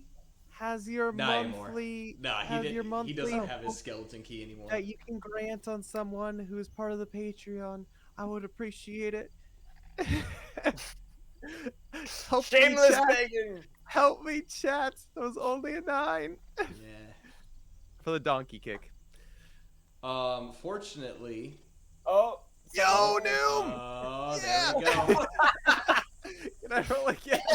Yep. You get Heck hope yeah, on this Noom. roll, so you get a second roll. See, Okay. again, the purposes of this could be really good. I've already rolled what you potentially got, and it is a rare item, actually. Meaning Well, that was now, much better. Now I get to roll from the rare items chest. The rare Oh, items heck yeah. list. And it What'd could you be roll? any, What'd you roll? it could I be, rolled a 16, by the Okay. way. It was Okay. a 12 minus not- 2, but then a +6. It's enough to break the lock for sure, easily. And you actually kind of dent the chest itself in. Noom for the win. But you break it. So I'm going to go ahead and roll from the rare loot list. And this could be anything from weapons to armor to additional gears to some kind of item. So let's see.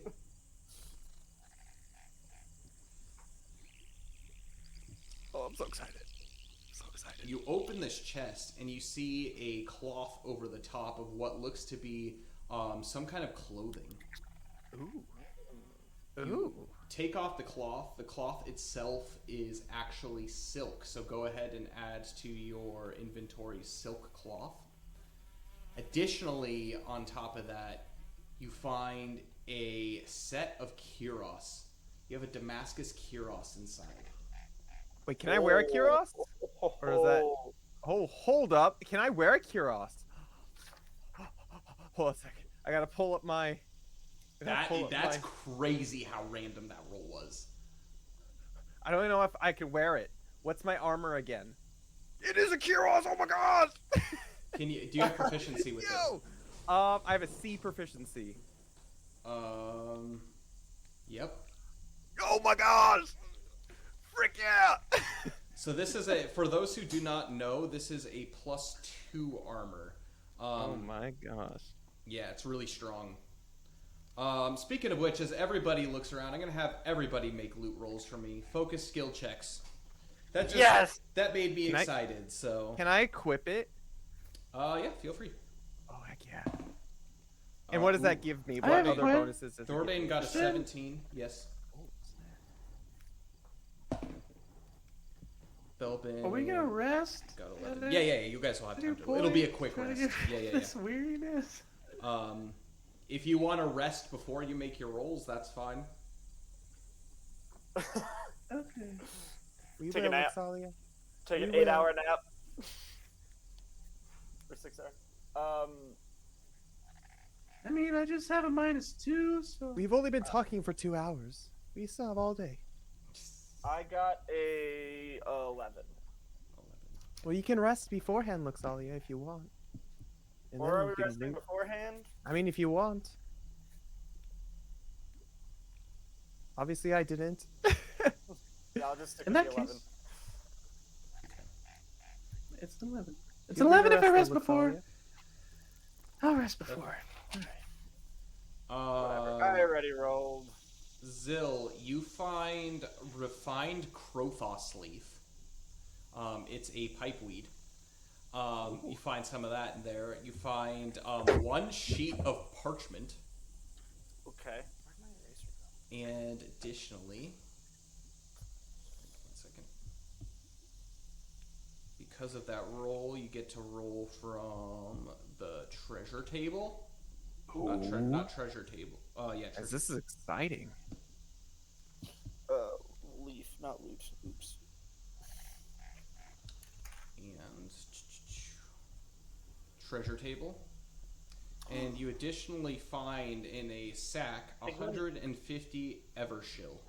Oh, snap. Nice. Pretty good. Okay. it was what after the rest, Luxalia?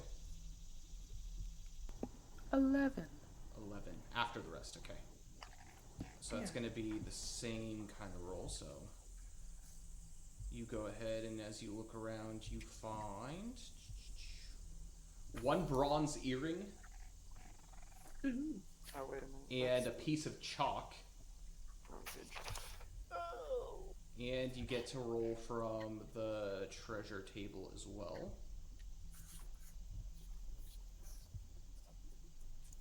You find 10 EP.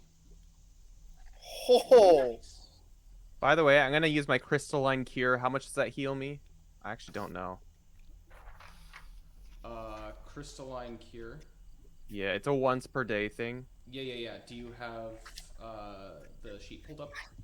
Because I don't know off the top of my head. Yeah, I'll find Thordane, it. I'll he find it. rolled a 16. He got a weapon roll.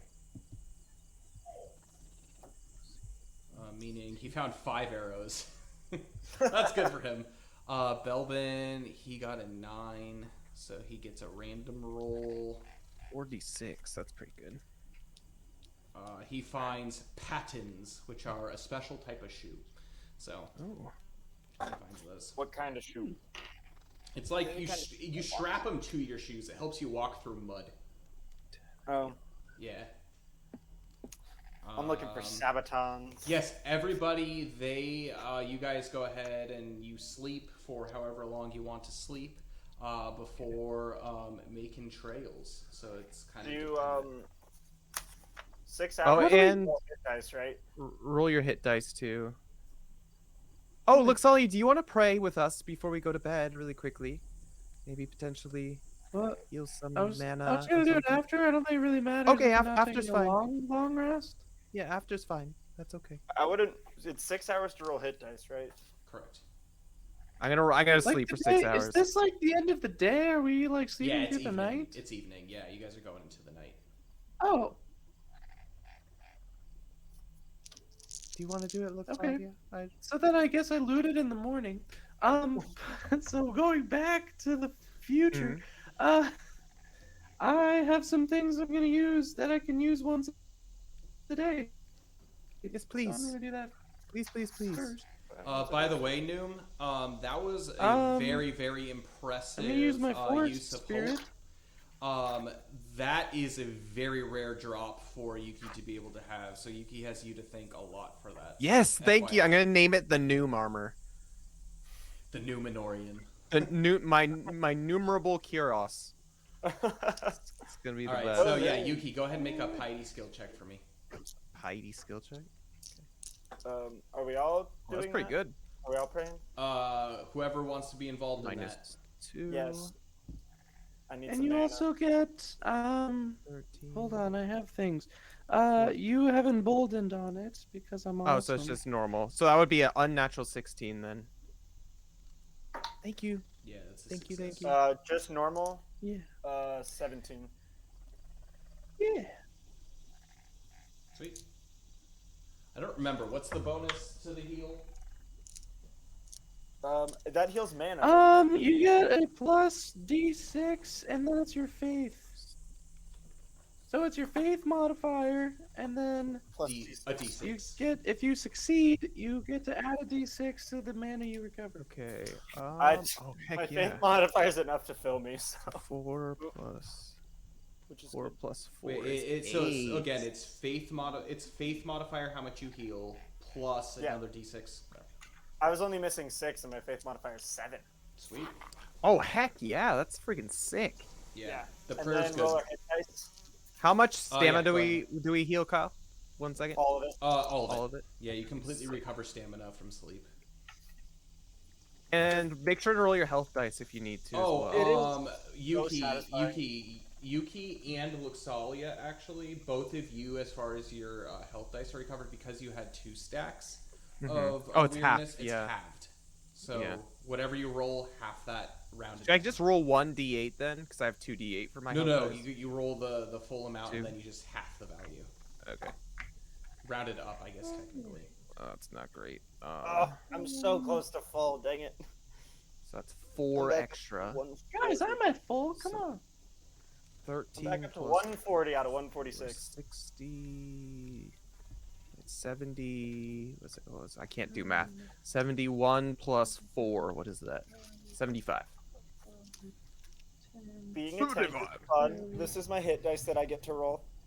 Well, heck yeah. That's freaking sick. Zill, after this, I'm gonna have you, before you guys begin to depart towards the temple, I'm gonna have you roll a progress check for me, which is essentially I believe it's a wisdom skill check.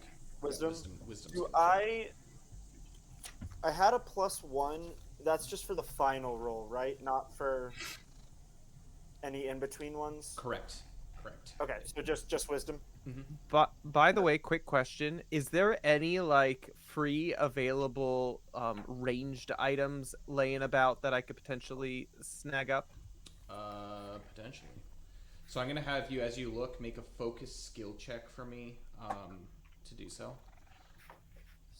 And Thordane ended up finding a simple healing potion. Oh, sick! That's pretty good. I'm gonna do that in the morning, by the way, so I don't get that. That would be an 11. Okay.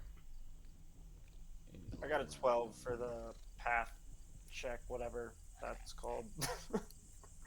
A 12? Okay. Yeah.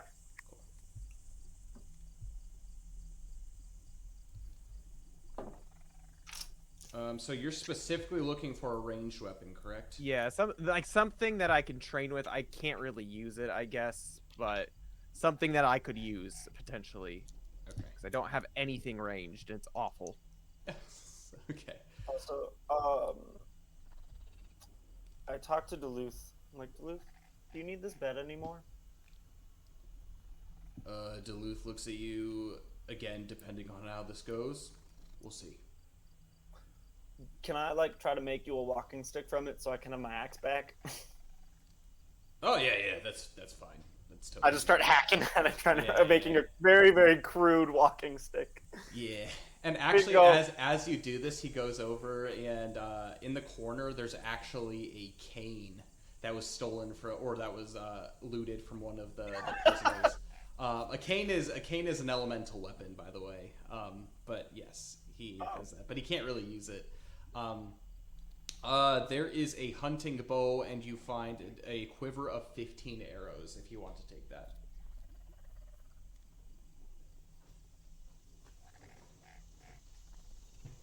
Yuki.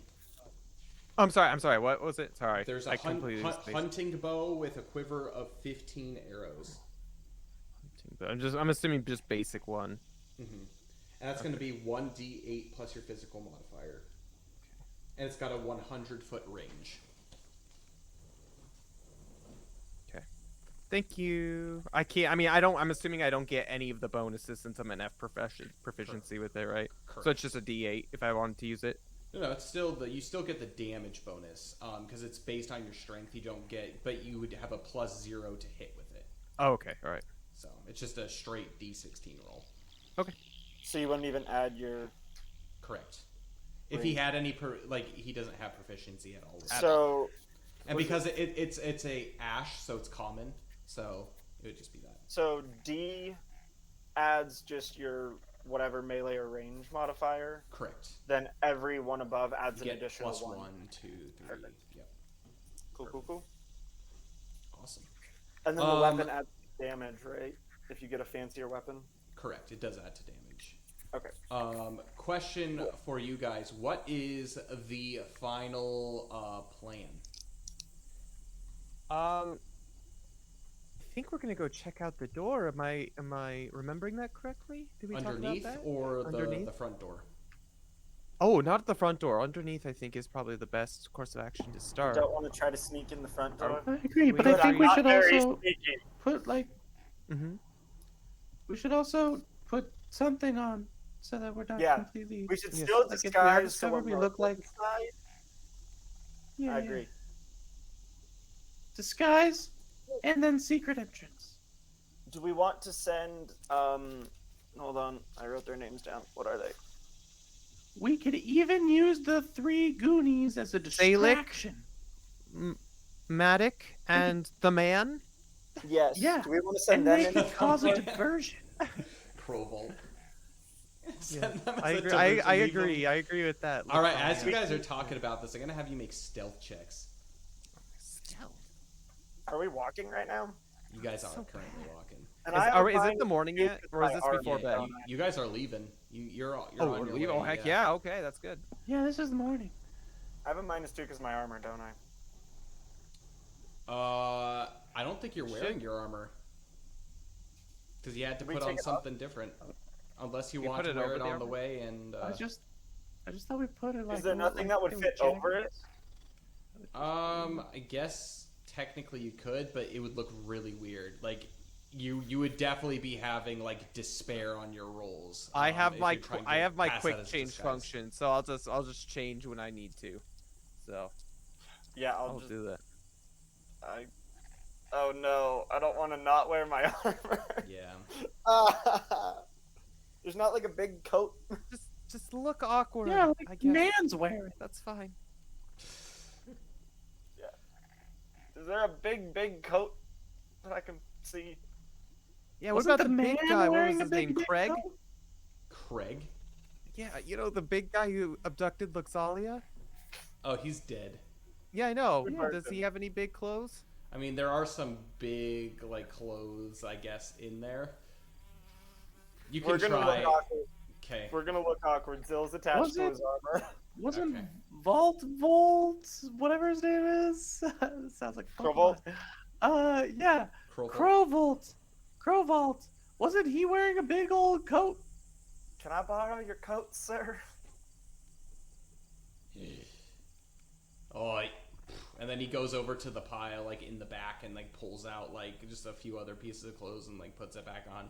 You're kind of stinky. You notice, like, he's really stinky, and so, Zill, you're not smelling so good, but... It's Well, the jungle. that's It's that's humid. normal. everything's Like for normal Zill. Bill. um, Like, smells like home. To the jungle. One thing as you guys depart that's quite interesting. So, okay, again, what's the final consensus? What are you doing? We're going underneath. to start. Everybody? Are we sending the Yeah. 3 in the front door? The three Goonies are gonna go make a distraction. Through the front gate. Like While they got we a tent go- or something. What kind of distraction do you want us to make? Maybe a distraction of Just make a Duluth. ruckus. He was killed. Draw lots of attention to yourself. We Be like, found him. oh no! We found him in the This- cave of We a. got ransacked by We found him in the. these guards. No, or no, no. something. Luxalia, I mean, why don't we just kind of tell the truth? We found him. He didn't come back. We went looking for him, and we found him in the cave of a freaking forest troll. Dead. Yeah, tropical troll. Right? Tropical Oh, troll. okay. The Yeah. tropical troll. The jungle troll. What do we do? Coconuts. We need help. Send us Oh help. no! I'm talking about the distraction that they're making. Oh, okay. Yeah. Yeah, you They do can read. just- Oh, yes. Wait. They can just pretend to do what we actually did. That's what Yuki's saying, I think. Yeah. Oh, Wait. They're gonna wait. realize- Are you telling well, Duluth is coming the with us.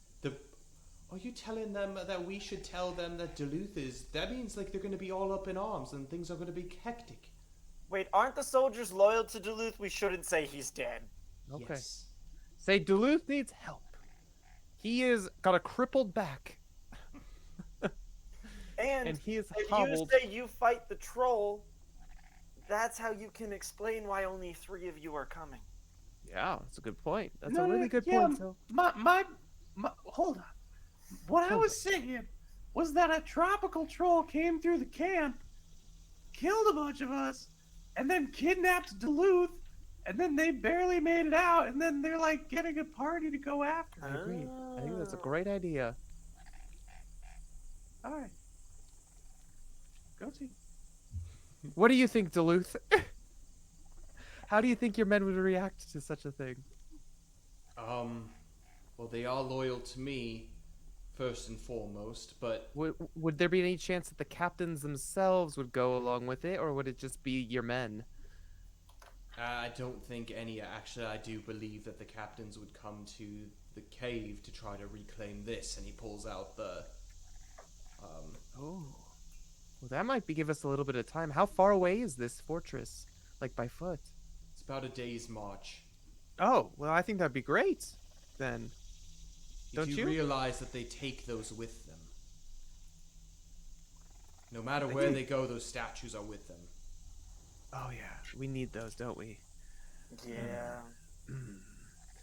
Maybe maybe they can escort us instead of just causing a distraction itself. Maybe they can just escort us down to the bottom thing, and if we run into anyone, then maybe they could vouch for us, I guess. Does that make sense? Or just like act like everything's normal. I think it's better to have, because Duluth's not supposed to be here, but it's fine if they're here.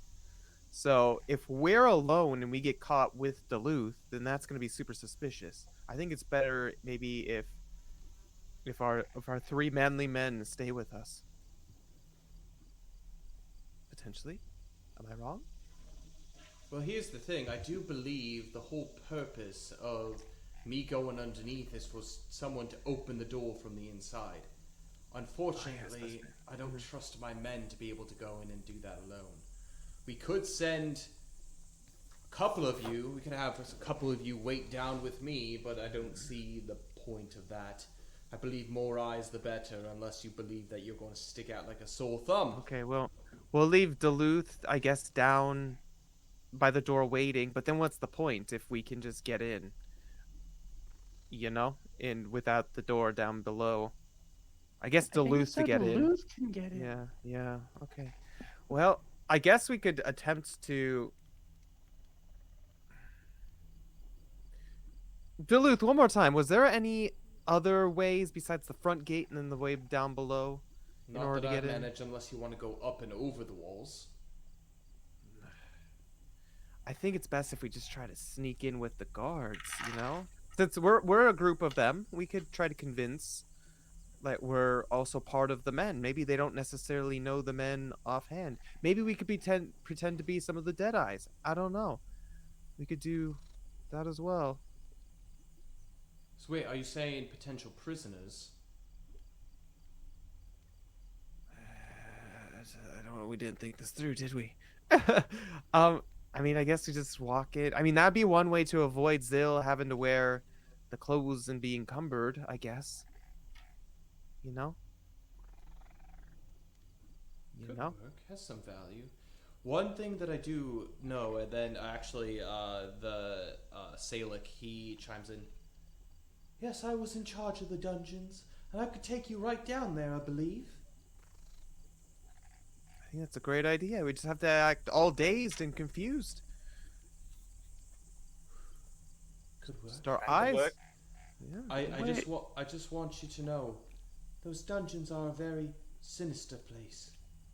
Nobody that has laid eyes upon them, except for a few guards that have been down there, have actually made it out. Sinister in what way exactly? Well, not only are there the prison cells, but there's the pit. Oh, The pit of despair? I mean, the pit of despair? Quite despairing indeed, I do believe.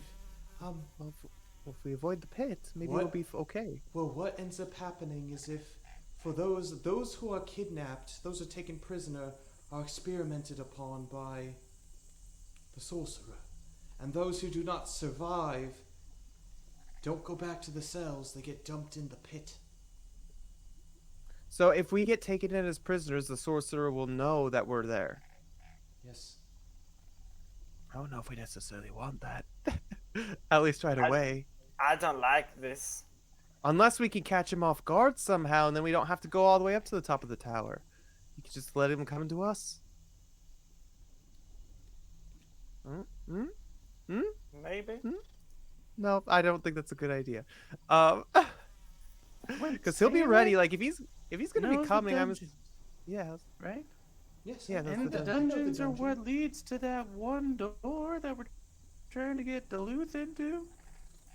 I guess it's underneath the dungeon area. But Maybe it's in the pit I've of only despair. I've only ever been in the prison segment, the believe the northwest side, or not, sorry, the northeast side. Fascinating. Fascinating And this indeed. disguise that we're currently wearing would not pass us off as your very men? It could. Gotta be Essentially, persuasive about it. essentially, what would end up happening is I would have you make influence skill checks to try to like pass off as. I'm pretty good at those. Would all of us have to do it, or can we just like vouch for the party? Yeah, it depends on how you're confronted and like what ends up happening. Because Alright. essentially, what's going to happen is you're going to go into the next new phase, which is the dungeon phase. So essentially, as soon as you get into this keep, you guys all are going to roll in initiative, and you're going to be able to move around and act based on that order. Okay. So if you are confronted, you're gonna have to make series of checks and like that kind of stuff. Well, I mean, maybe on the way there we could potentially. I don't know. I just don't like the idea of like the sorcerer knowing we're there before we want him to know that we're there. You know, that doesn't make me feel good, especially since Yeah. we're in his lair itself. I don't know. I don't Fair know. enough. Especially because I then, feel like if we'd the have to sorcerer find a knows we're way there, in. yeah. If the sorcerer is So I there, feel then the like- guards will know we're there. Yeah. I mean, I think we shouldn't go with the prisoner idea. I think we're already dressed up. Let's just go to the front gate. Be like, we're the switch for the guard, and then get inside, and then I mean, there dungeon are, I guess, crawl to 3. find the door, and then There are 8 of let us. Duluth in. And if so things I go guess that's awry, not we bad. just start bashing heads. Bashing heads, I'm in. If we have to, I don't want to go to that, but okay. I guess that's as good as an idea as we got. We gotta let Duluth in anyways. So, Let's do it. all right. I guess that's as good as we're Cool. gonna get. Just be careful about it. Don't do anything rash. I look at Belbin right in the eyes, and I give him the eyeball thing, like I'm watching you. Yeah. Behave. Just behave, Belbin. Just Endure him. behave. You don't think that like Be as I fit into inconspicuous as you a band of ruffians? Well, you do, but like, Yeah. See? I guess yeah, you're Hey, right. You don't Belbin, have to necessarily help worry us about all you. look like a band of ruffians. All right. And he goes over and he starts ripping your clothes. And keep the parts that are important covered, Belbin. We're ladies, after all. Isn't everything important? And like he shows like his like bazillion ab muscles. What's wrong with you, Belbin? Gosh. Alright, well, I guess that's a better plan than any. Can we look around outside the camp just to make sure there's nothing, like, anything that was you guys in are part- you guys are mid journey already. Oh, we're mid-journey. Fine then. Okay. Never mind. Yeah. I was making sure if we're Also- not missing anything on the perimeter or anything that, like, any Sauron eyes that are watching us type thing. I'm paranoid. Yuki's paranoid. All right. Luxalia. No, I was just gonna say, I'm assuming all of the clothes that we're not wearing are in glue. Or your own bags. Well, yeah, Gloof doesn't carry infinite amounts anymore, unfortunately. So, Okay, then yeah. I'll just, I guess I'll pack it in my own. Sorry, I forgot I had my own backpack. Yeah, we all do. Isn't it great? Isn't it great? Gloof is just great. cute. He's kawaii, as the Glyven would say. I learned that from you, Luxalia. Yeah, Yeah. I know things. Okay. Anyways, yep. I Let's think go. that's the plan for now. You continue to travel kind of in your group, and for the better part of the day. It's actually a very like impressive jungle, but it doesn't feel like this whole journey feels oddly easy. Every like hill that you go down, you seem to have like perfectly good footing. Every turn that you make, like you kind of know your way. It's very strange, like a very strange feeling compared to what you've been experiencing through this jungle to this point. Not only are you being led, but it seems something is drawing you to this keep. I'm gonna have each of you make elemental skill checks for me. Elemental. Oh dear. Belbin got a 5. Yeah. It's gonna be rough, guys. That's all I'm saying. Where's 8. my Thordane got a 16. Oh. freaking So- Thordane? I got a 7. Yuki and I still have 1 point of weariness, correct? Mm-hmm. Correct. And that only is like attacks and stuff. Yeah, Not skill this. checks. Skill checks, not survival checks. No, this is a skill check. Okay. Then that would be a. That's a -2 or -1. I'm sorry, off the top of my head. 2. Okay, I got a 7, so that'd be a 5, I guess.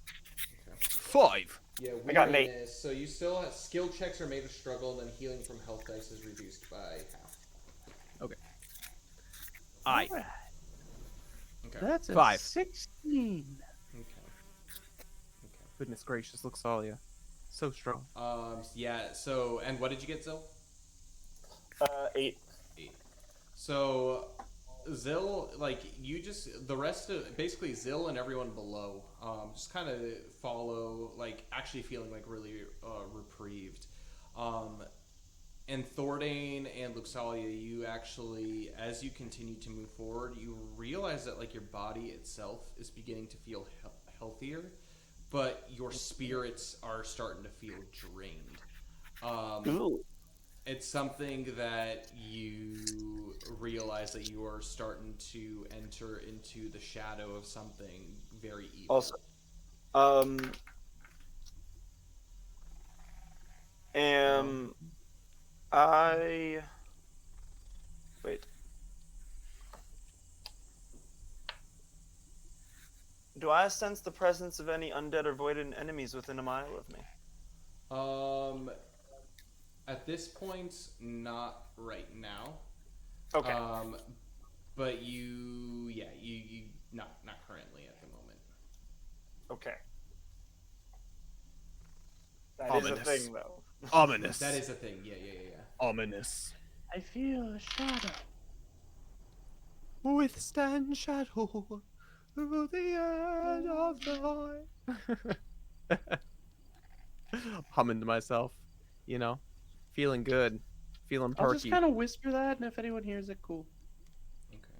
Just kind of thinking to myself. Here's what I didn't know. Or I I'll don't even just know what you say, said. I'm covering wary. over myself for a little bit, I guess. That's fine.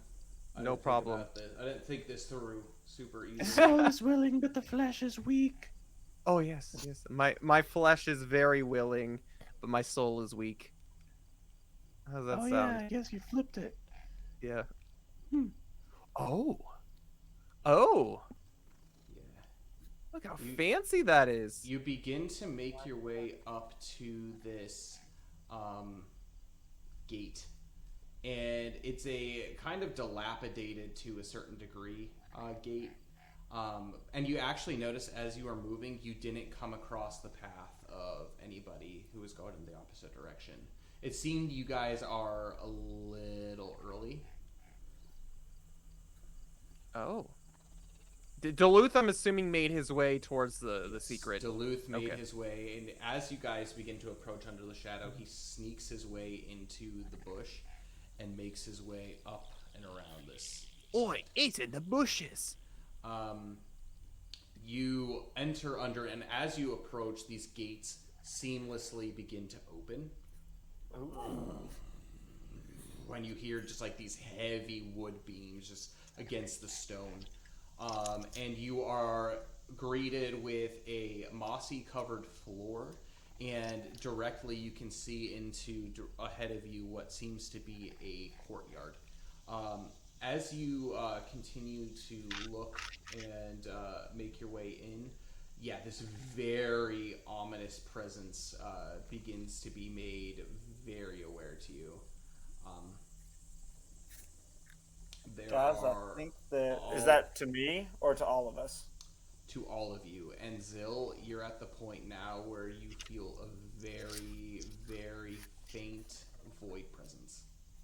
Guys, there's something from the void here. I told him to whisper. I whisper it to them. We're not with friends, except for our wonderful friends Salik, Matik, Matic, and Krovalt, the man. I just whispered to the group like, "There's some from the void here." And I whisper to the man, where are we going? Yeah. Shh. Keep your heads down. My head is down. My head is down. You make your way in, Mm-hmm. and you are confronted with a woman in a robe, flanked by either side by 3 bandit individuals.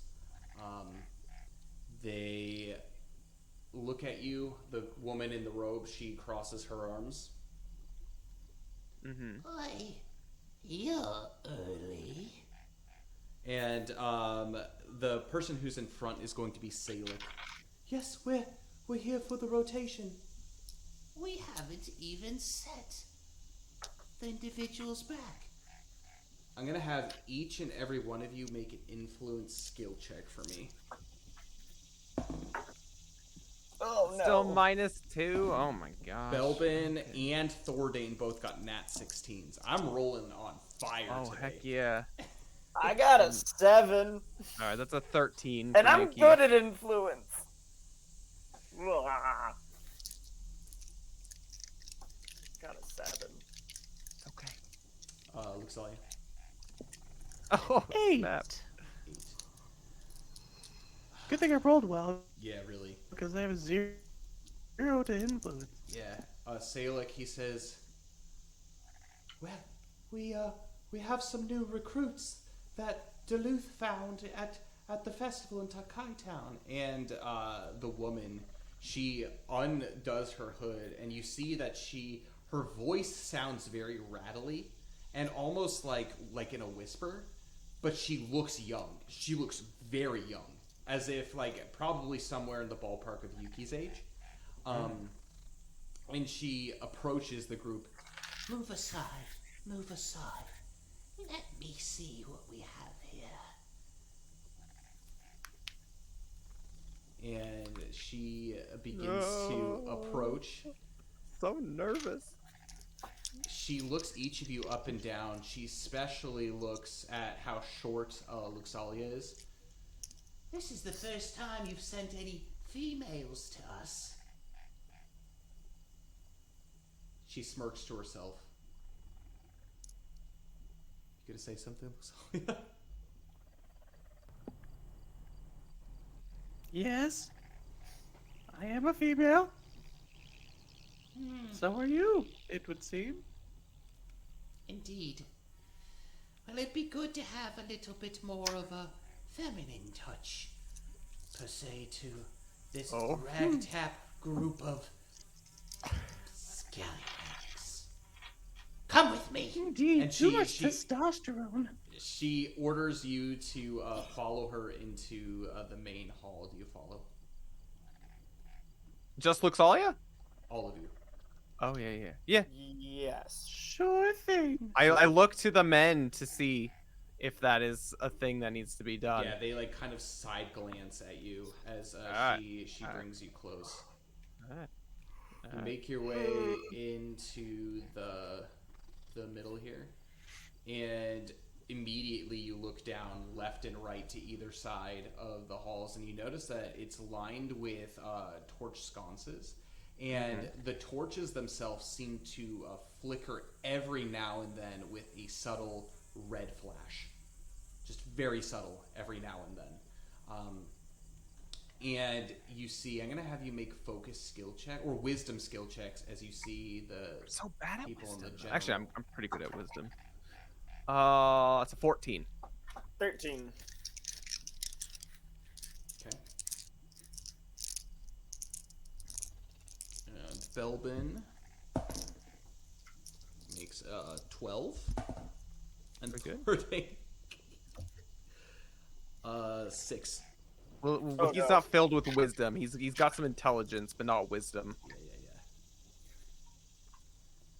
Yeah. So one thing that you do see is the very similar sight than you saw with Salik. These men seem to have been, they're oppressed by some kind of energy, And to Luxalia, it's that same evil energy that she had noticed before. Um, she looks you up and down and is like, Time to make introductions. and she actually takes you around the corner back here. You follow down. Are you going to do anything as you follow? I look at Yuki looks up at the men and tries to discern on their face, besides just like the thing, see if they're hesitant from the woman, see if they seem friendly at the very least towards Salik and Matic, and like if they know each other and stuff. They don't even pay a passing glance. It's almost as if duty drives these people or something else. Okay. Even the ones that were with her, kind of thing. Correct. Okay. Oh. I'm looking for any levers or anything too to make sure if there's like any door openings and stuff, just to take note of it, just in case we have to make a quick escape or something. Mm-hmm. You walk through this passage, and one thing that you do notice right away, you're actually followed up in the rear by the three men from the camp. You notice that there is a open door right here. Right here. That goes so you can see my mouse. Right here. Mm-hmm. That allows you to go up some kind of tower area. That's the only door that you've actually noticed thus far, with the exception of this door and this door over here at the two doors at the bottom. You have no idea what's behind them, so disregard the fact that you can actually see what's behind them. And yeah, so there's that.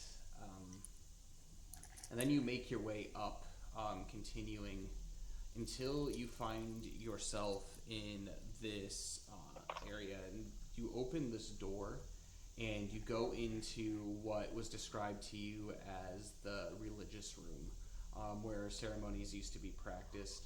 Luxalia, you immediately begin to have an air of desecration in this area. Not only are you greeted by her, but you have an assortment of cloaked individuals also in here.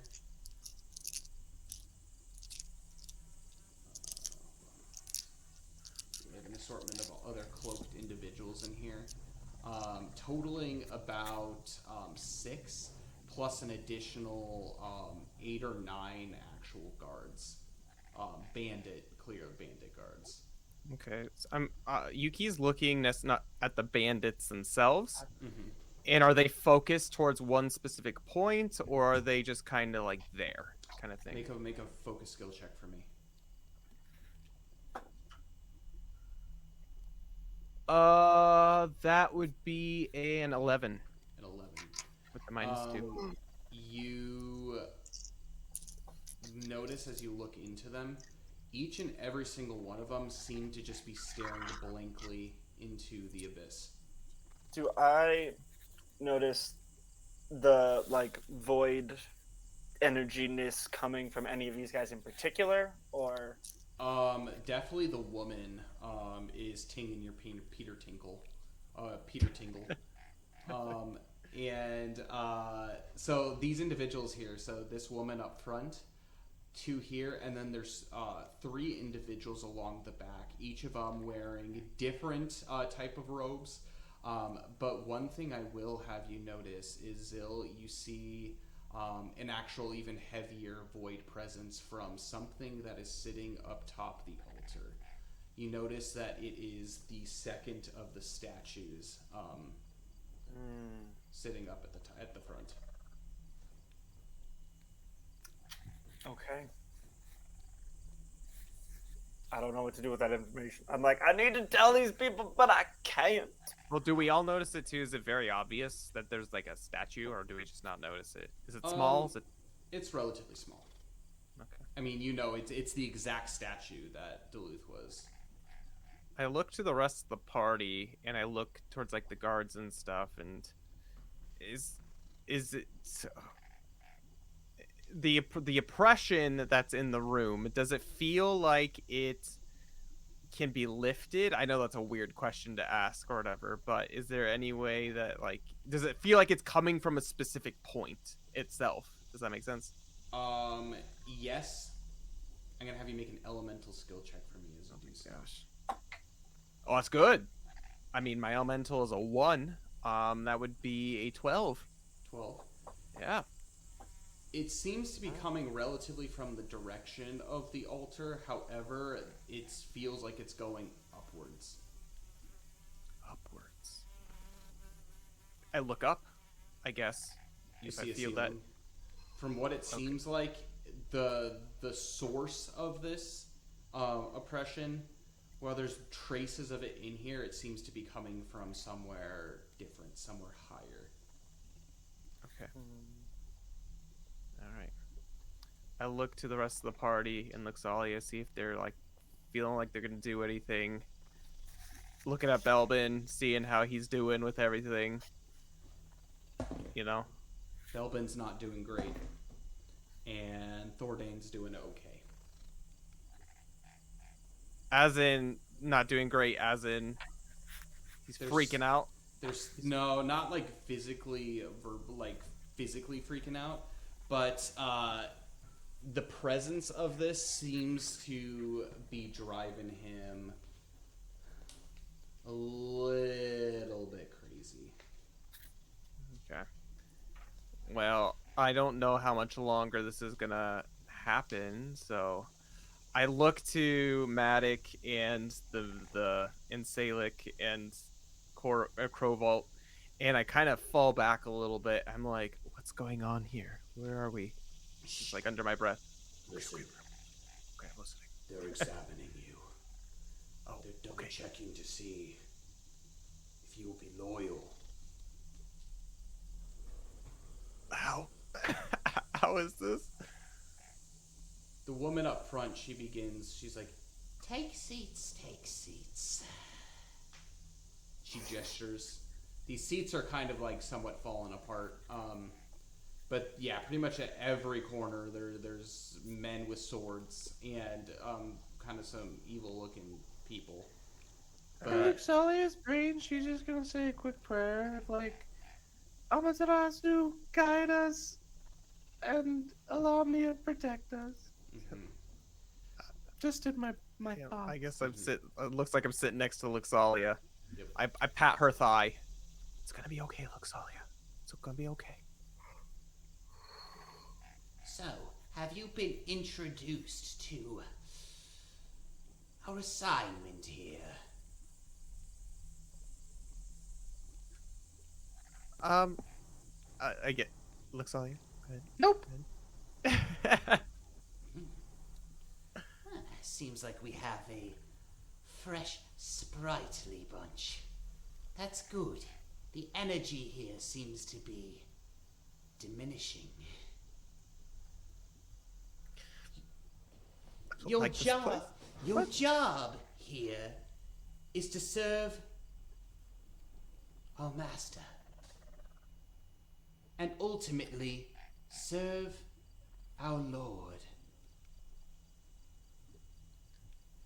And What's his name? She looks back to the three men in the back. Well, he seems to be here on this island, where at least his presence has dwindled. And she looks at each of the eyes of the bandits. This individual we speak of seems to not have taken a hold of you. You're strong, all of you, each of you. There's a deeper power, something that doesn't allow our Lord Lalothi, to look deep into. Bum bum bum. Our goal here is nice and simple. To bring him to reality. He exists among each and every one of us. Here, specifically on this island. And with each new day, with each new prisoner, a nice sacrifice to expand his influence. Here in Aishan Island, the birthplace of all of creation, here in the world as we know it. It seems like a fitting place for a lord. And those bums that you see in Takai Town, those bums spending their time on vacation, are the perfect, easy prey for his overwhelming influence. We'll see how So what long do- you can last here. Oh yes, young ones, speak up. I was, yeah, no, I mean, I just, like, do we paid? Is it like, do we get food? Yes, of course. Like, we're you get new, food. so like, what? I don't know. What is he like? What do This we place- get? What's our Yuki speaks payment? up. Yeah, this place is a little bit doesn't look like you have a lot of money to pay us. Look at Oh. her.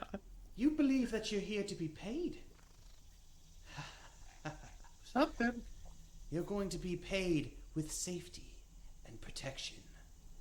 This jungle around you is quite devastating indeed for those who venture off. Lord Lalathi offers you protection and safety from the world around you. For those who seek to imprison you, for those who seek to take away your freedoms.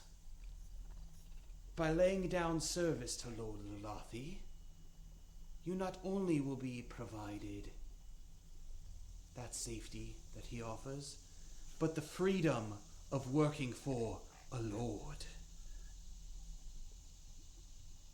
I do believe that that's why you're here. Each and every one of these individuals, she looks at all the bandits around, were hired by Duluth.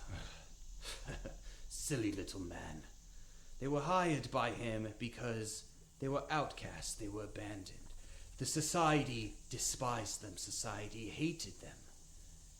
And they make them very easily manipulated.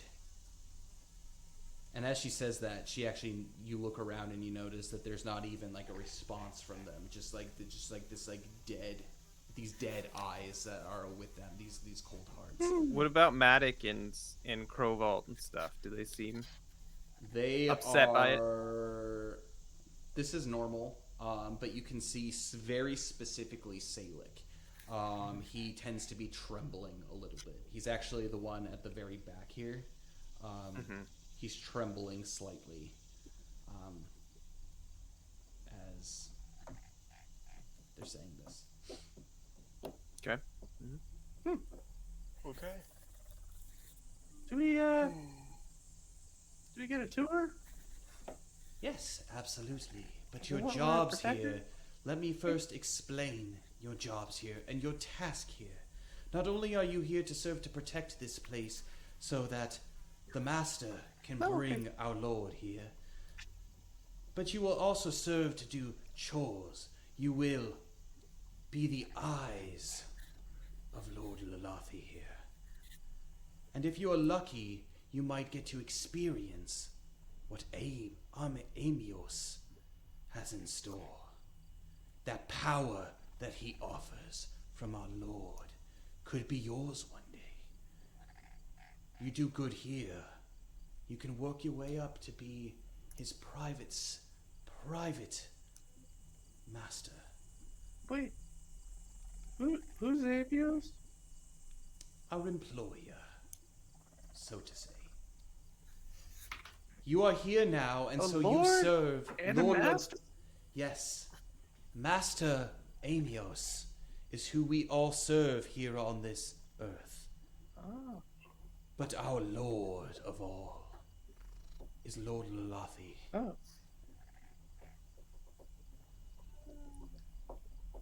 Master of the house, you could say. Oh. Fascinating. I'm following. What would your name be? Since it seems like we're gonna be underneath you, figuratively, of course. Sinzrak. Sinzrak. Sin's rack. Sinzrak, Back yes. of sin. Zil, you do know that this name is, from what you can tell, of the void speech tongue. I try very hard to not react as alarm bells are going off everywhere. Not that they haven't already been, but you know. Oh, we knew what we were getting into. Yes. Does she have sloth in her? It's not evident from what you see in her. But everyone else? They're looking a little Actually, lazy. all of those in the robes don't seem to be affected by. It's basically the hired men, Duluth's men, that are all seem to have like the look. Okay. Alright. I see. So, what is that young kid, Salik? Why don't you go ahead and show our group around, starting with the dungeons. Oh god, the pit of despair. The pit. Seems you've heard of it. Well, unfortunately, new recruits find their way down there. We need to Ooh. show that there Yeah, is that's no rumor. longer a sense of hope here. Unfortunately, you have quite vibrant spirits I can feel in each and every one of you. I can almost taste it. And she begins to creep closer and like goes up to Zil and like reaches out her hand. And I like how there's like Duluth just like chilling out up here. Yeah, it's great. Nice. Yeah. So she's like, I can almost taste it. And it's disgusting. I've been in the jungle a while. I don't taste too good. Spending some time down there will shake some of that will from you. Salek, take them to the dungeons. Show them what they are to do. Yes, ma'am. Yes, ma'am. And you all exit, eyes all completely on you as you make your way down over to this door specifically. There is a man that follows you, and he is holding a keyring. He's actually leading you in this direction with Salik. And the keyring has about 4 or 5 keys on it, from what you can tell. Is But it a robe man or is it like a bandit? No, it's a bandit. Okay. He opens a iron door, and you guys make your way down into this deeper part of the keep. Do you guys want to do anything as you're being led down, or just keep following? Well, I call out maybe just under my breath as he passes me, and I say, "Excuse me, we're new here, obviously. Could you explain to me this Lothathi a little bit more?" To like the guy with the key ring. Oi, Luthi. I don't know much about that holy mumbo jumbo. I'm not really that holy to begin with. These abominations. What about- All I know is that I get some vengeance. I get some safety on against those who have done me wrong through these past years. Do I get a vibe of just like he's bitter towards everything, bitter towards life, or is it just, or can I tell it's just him being in here that's made him that way? I'm gonna have you make a wisdom skill check for me as you So that would be 14. 14. You have no idea, but all you know is you've really started to feel. You've made your way down into this dungeon, and you've started to feel just immense oppression upon you. Yes, as you make your way down into the dungeon, you see it is disgusting. You can see just like it's wretched here. There's a couple of men that have mops, and they seem to be wiping up some blood, some foul stuff. There's a dark corridor which you haven't been able to see down.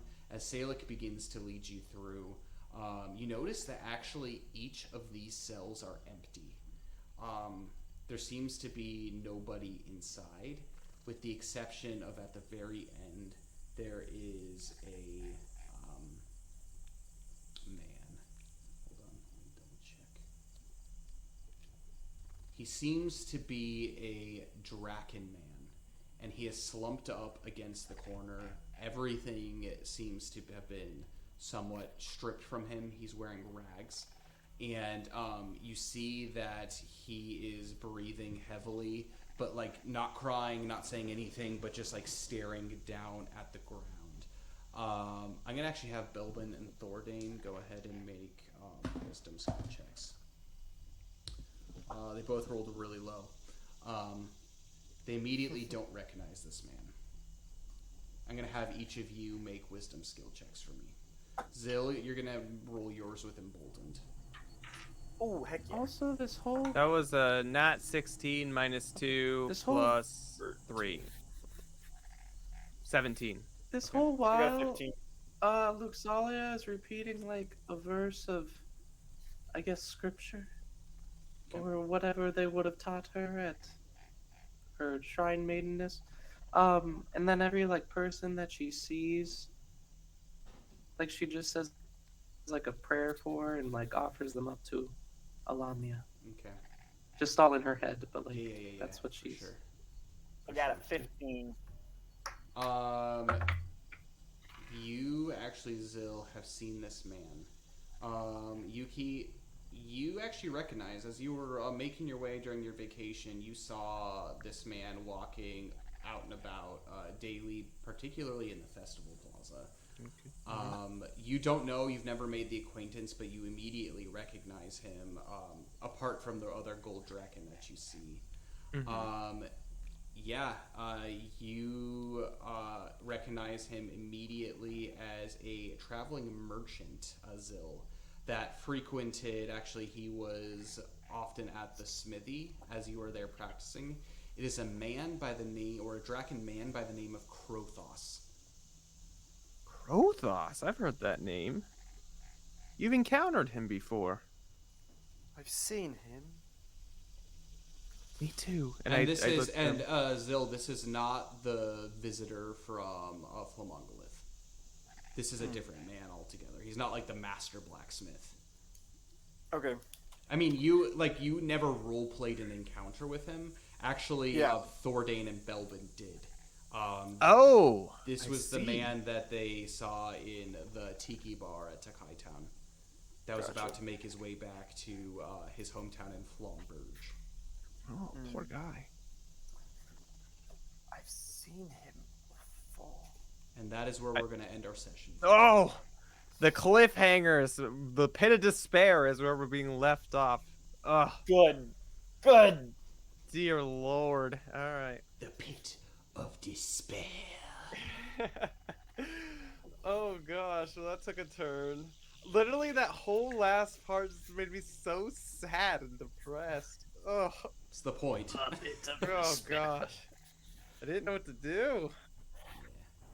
This is not a fun situation, needless to say, and No. I really want to emphasize for all those who are watching, especially for the players. Luxalia is even as I walk through the valley of the shadow. Yeah. But as you, each of these players have encounters, these are going to be things like as you play Everlast that not everything is like of like complete evil, but like for those who are choosing to like be fate weavers to lead their own parties through these adventures, I want you to know that like don't underestimate the like intensity of these situations.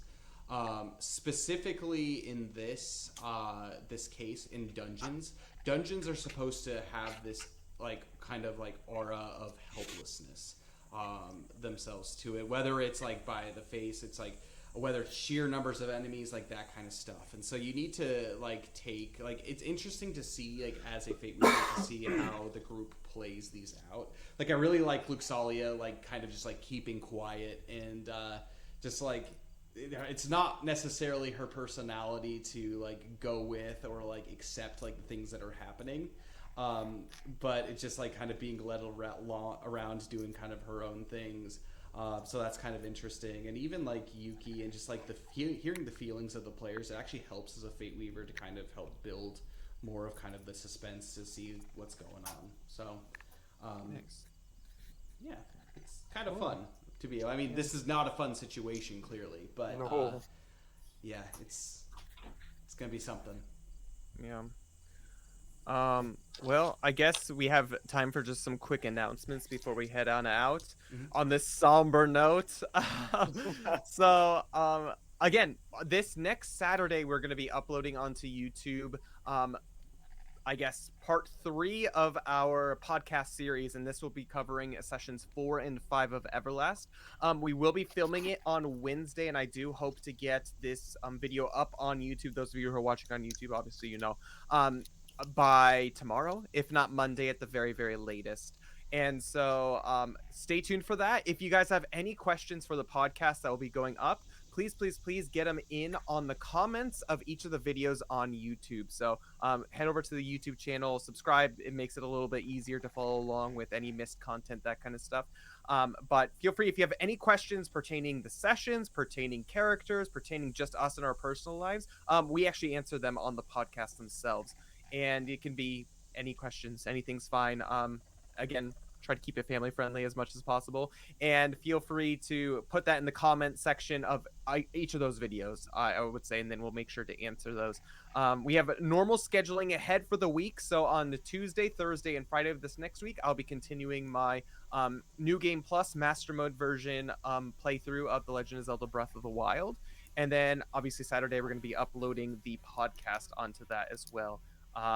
Anything else, Kyle, that you want to announce? One very special thing is I'm so glad that Noom, you used your hope to be. Heck yeah, I'm glad too. It's not always going to be so great. So the way that hope works in this game is it's essentially a reroll. It's advantage in D&D, and so if you roll like really bad or like not so good, especially in these cases where weariness gives like struggle and like that kind of stuff, like -2 to rolls, like hope is really good to be able to potentially get higher. Unfortunately, you could potentially get lower. So at the $5 level, if you head over to the Everlast Patreon, at the $5 level, you gain 1 hope per month. So Noom, I'm glad that you're able to use it before the reset for next month. And actually, again, like this was a serious benefit. It was really good, and that was just again on my random loot tables that I ended up rolling. That was crazy how lucky and how very specific that was. I wish I could like pick up like my like computer and like show it to you guys, but yeah, it was like super crazy how that turned out. But so like by doing that, and then if you subscribe at the $10 level, you're able to get access to the Adventures of Eclaas Eeas before the official streamed content. Additionally, you get 2 uses of hope per month. And again, the way that you do, you can use that is basically just say whatever the character's name is, and then hope after in the comment section, and we'll watch. Again, I really appreciate you, Dane, for making the plea out there, because sometimes it's easy to forget. It was such that a you bad have it. roll. It was Yeah. so bad. So by making like the plea out there, so players, if like there are those, it's like, hey, if anyone has hope, like, and you're like, oh, this might be a really important role, maybe I can use it. And again, so like if you have like a really bad role, I'll give you the opportunity to make a plea, especially in this case where you guys are in this dungeon essentially. One bad roll could mean a whole lot of bad for the whole party. So again, going into next month, it's good to be able to have that to be able to help. So if you want to be able to subscribe, basically everyone from here on out that subscribes is for the next month. So you have 2 sessions next month to be able to use that. Great. Speaking of next sessions next month, when will they be, Kyle? Do you know? Do you have your calendar on hand? Yes. So we will be streaming on July 9th and July 16th. Okay. Yes. Great. It'll be good. Yeah. Nice. So pretty soon after the 4th of July. So second and third weekend of the month is when we do typically stream, and then again the fourth weekend of the month we do our um podcast concerning these. So again, if you have any questions you want to insert for the podcast, feel free to comment in the video. So again, those of you who are watching this on YouTube, you can feel free to comment below any questions, Well, concerns, and anything you may there are have. also 5 Saturdays this month, or in the month of July, and so maybe on the 5th Saturday we can do something maybe a little special, whether it's like a one-off session, maybe another session if the guys want to get together and do that, or maybe like a one-off session with like just like a couple of people with like backstory stuff. Let us know again in the Discord in the comments if like that's something you would want to see, like more content. I know especially when there are like the 5 Saturdays in a month, it can be kind of sad to have to wait a really long time, like 3 weeks before the next one. And so, if that's something that you guys maybe want to see, just let us know, and we'll try to make it work. Great. Anything else besides that? We do have a merch store. So actually all of us who are here actually do have our character merch. So we Except are I all, forgot my shirt. it's all good. It's all good. But all of us wear our characters on screen and stuff. And these are items that you can buy in the merch store. Again, Everlast is completely funded by you guys. We are self producing this and self-funding this. We don't want to go through any publishers or anything, just because we want to keep the integrity of the game intact. So funding comes from you guys. So if you guys have the ability to be able to do so, the Patreon's a great way to be able to do it, but also the merch store if you want to support your favorite character, or if you just want some sweet Everlast themed merch before the game's even out. You could have a little bit of bragging rights of like, hey, I got an Everlast item before the game was even released, kind of thing. All proceeds go towards the creation of the materials, content, as well as music, art, all that kind of stuff for the game in the future. So again, if you are fortunate enough in your life to be able to provide financially, we would definitely appreciate it. Of course, prayers and all that is also the most important thing in our opinions here. So lots of prayers for this creation of this game. Yeah, And essentially, what the goal of this game is to bring it out there to provide not only good message. I mean, we have like the very obvious like evil that's in here, and obviously in life, evil's not always that obvious as it is now. But being able to deal with this and put you in situations where it like you have like these like really evil things, and it's like, how are you going to react to these moments? Like, what are you going to do in order to keep the integrity of like who you are as a player, while also trying to finish the task that you're trying to do? It really brings up all these like moral quandaries to be able to think about, and Everlast is hopefully going to be able to help you deal with that kind of in like an escapist area. So hopefully it can help you improve the person that you are in daily life. It's not necessarily all about the loot that you get, but sometimes it's about how you're able to withstand darkness and withstand against evil. And again, as Dane mentioned, like your prayers to be able to serve to bring this game are essential. It's really bad, like really big. We want to do God's work here, and if it brings you guys a fun way to be able to play, a fun experience for you guys to be able to view, we are very, very happy and blessed to be able to have you as an audience and as consumers of this. completely agree with that. And of course, financially, if you guys can't provide financially, of course, prayers are the most important part. But also, if you guys have the ability to share any of our content, whether it be sharing our YouTube videos, shares go a long way. Sharing it on Facebook, sharing it on Discord. If you have any friends who you think may like this kind of thing, who are interested in JRPGs, tabletop RPGs, anything like Lord of the Rings related, C.S. Lewis kind of related type stuff. Feel free to bring them to the next sessions and stuff. Show them our content, and again, expanding this game in the community is incredibly important as well. Getting the word about this game out there is going to do wonders as well. So if you guys have the ability to share content, whether they be posts, whether they be videos, that kind of stuff, we also really, really appreciate that too. Also interact, guys. Feel free to use the chat as much as you guys want during the stream. We won't be necessarily talking too much in the stream to the I know comments. you guys get spoiled on Dane's regular streams. He's very, very good about interacting with his audience, but this is a really good opportunity for you guys to become friends. Interact with each other. Yeah, Yeah. absolutely. Talk to each other, that kind of stuff. And feel free to do that too. Again, we have a wonderful community here at Fantasy Forged, and every one of you is cherished and loved here. So feel free to continue to expand that, and keep bringing people in. Share it with everyone and try to bring some more people in every week. It helps. It really does help getting the word out there. So we really do appreciate it. And comment on the YouTube videos. That's also really, really important too. So anything else, Cole, Max, that you want to say? No. No? Thanks for coming. Thanks for You watching. sure? Thanks for watching. I mean, thanks for watching.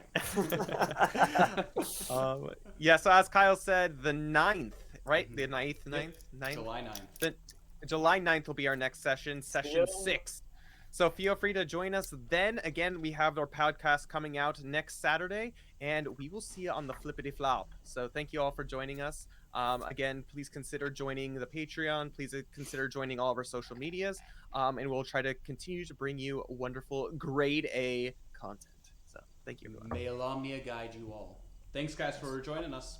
Have a good one. Bye. Bye. Bye.